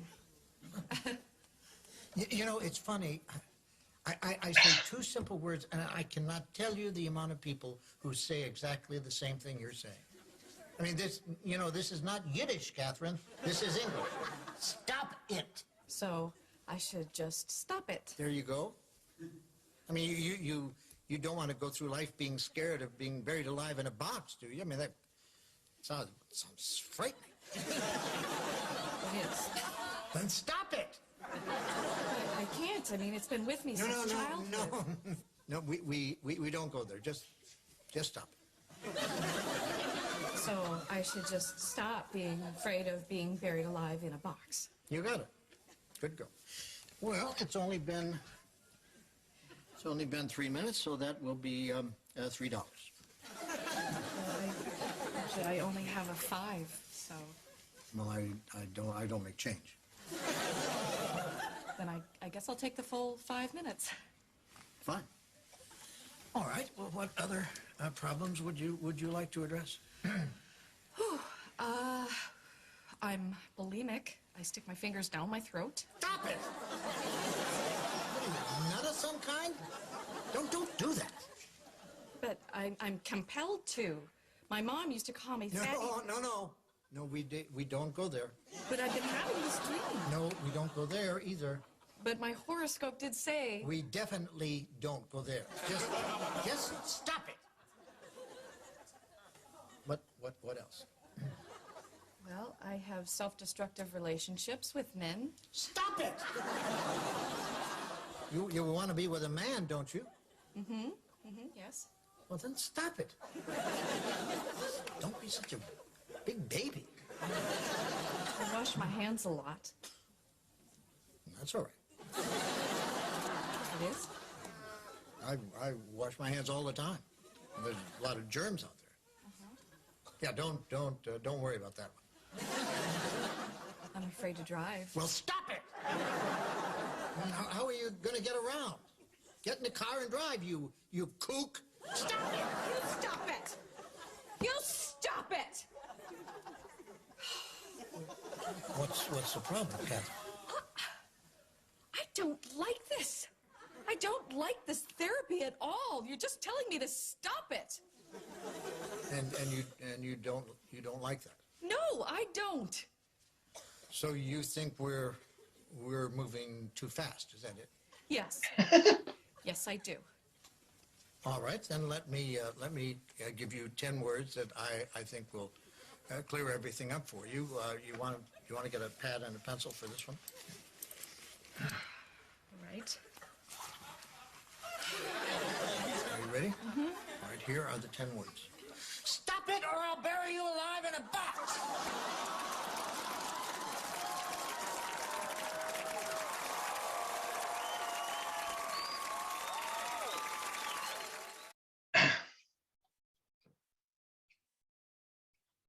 That sums it up, really. Certainly in terms of what I said before, attaching enough pain or pleasure, depending on the context. And that is the real keys, combined with everything else that obviously we've covered this evening, that you can watch on the playback of this will be in the Facebook group by shortly after lunchtime UK time tomorrow. So it will give people who want to, should they want to, you know, a good period of time to go through, but all the replays will also remain there way after the course is finished.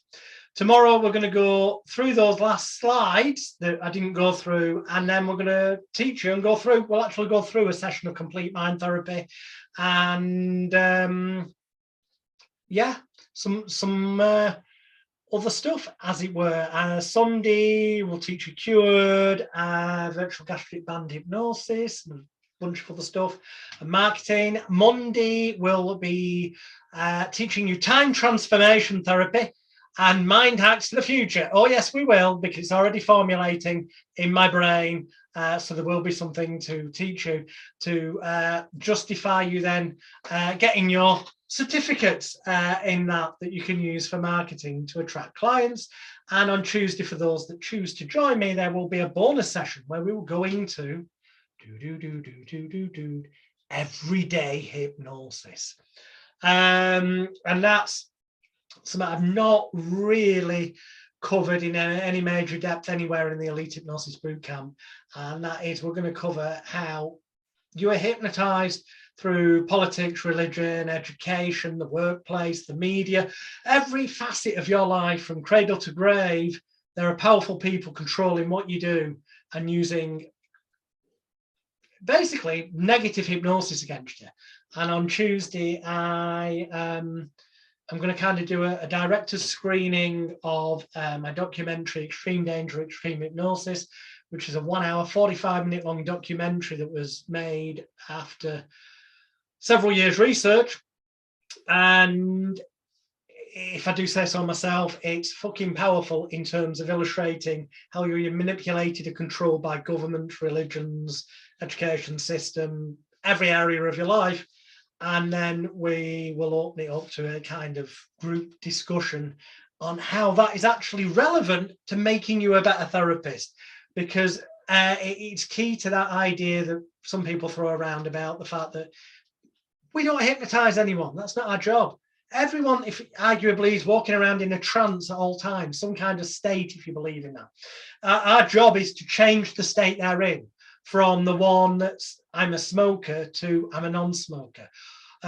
You know, they're in a state all the time. We're just altering what state they're in. We're not putting them in a special state.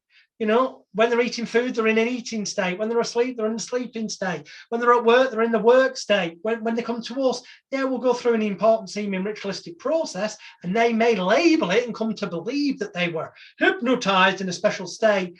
But, you know, it's all in their mind.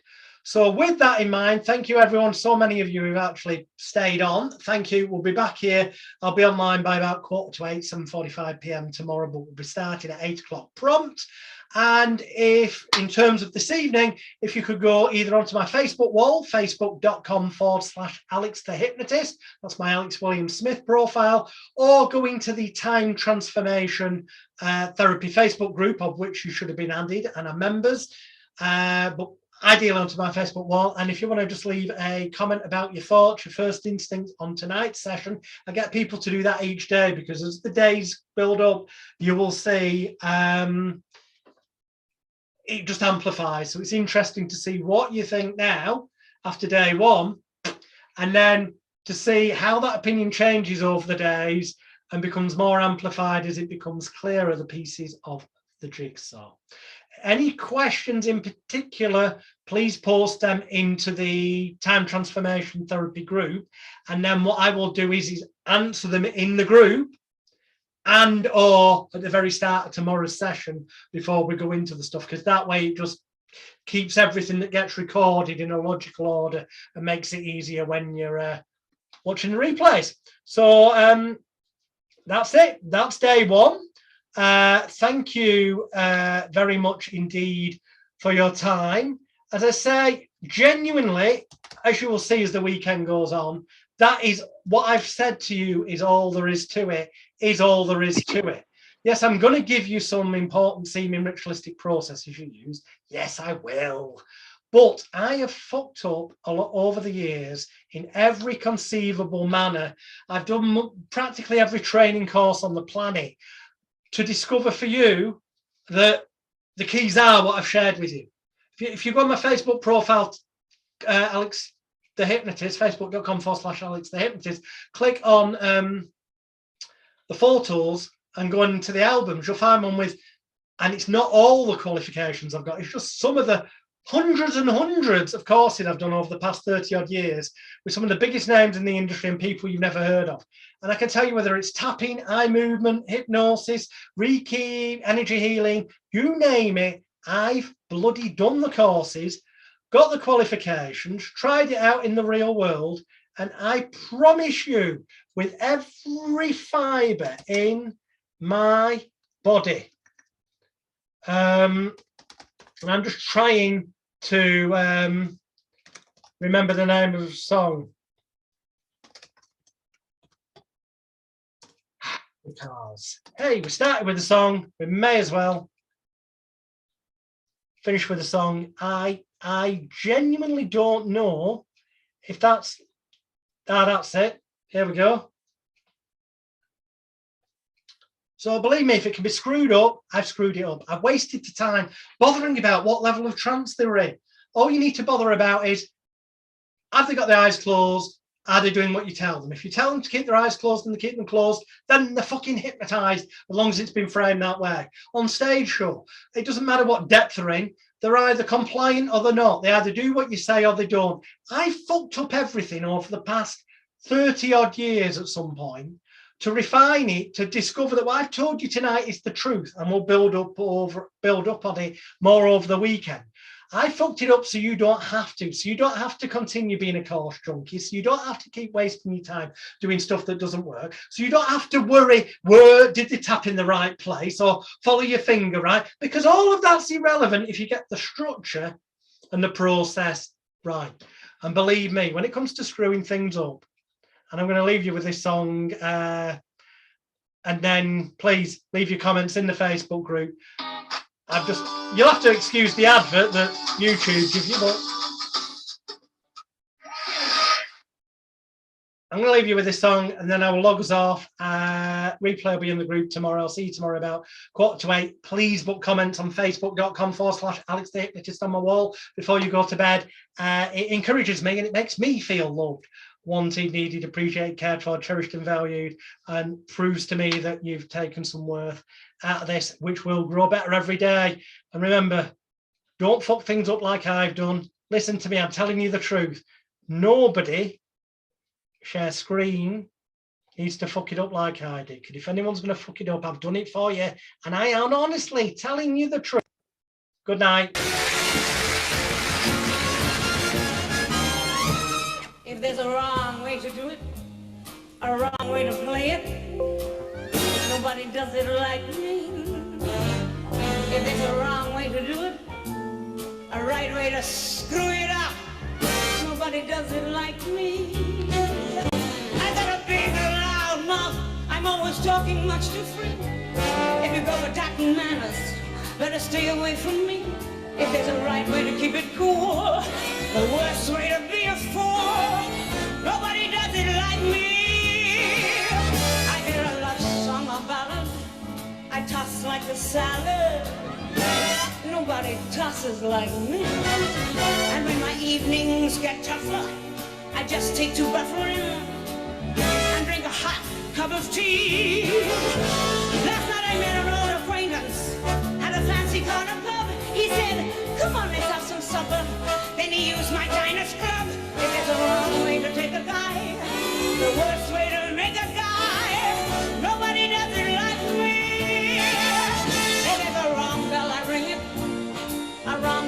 sing it. Nobody does it like me. If there's a problem, I duck it. I don't solve it, I just muck it up. Nobody does it like me. And though I try to be a lady, I'm no lady, I'm a fraud.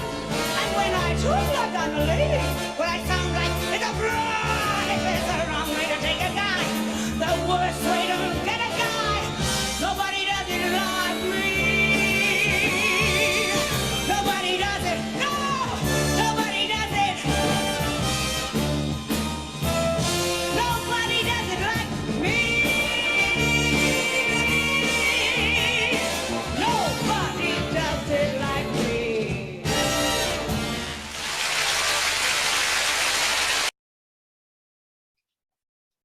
Except anyone who's wise will do when it comes to having learned the truth. And what that also reminds me to leave you with this one thought. The client never knows you fucked up or done something wrong. So if you don't say the thing you've normally said, don't let it beat you up. Just carry on as though what you did is what you always do, because it always works. And as far as the client's concerned, as long as you deliver it with conviction, charisma, charm, and well, it is certainty that you're transmitting to them that it'll work, then the client will believe it will work. That's more important than anything. So with that thought, thank you each and every one of you. Good night. We'll see you tomorrow. Good night, everybody. Take care. And thanks in advance for comments on the wall. Facebook.com/Alex the Hypnotist. Sleep tight. Go and get a drink, everybody. Bye for now.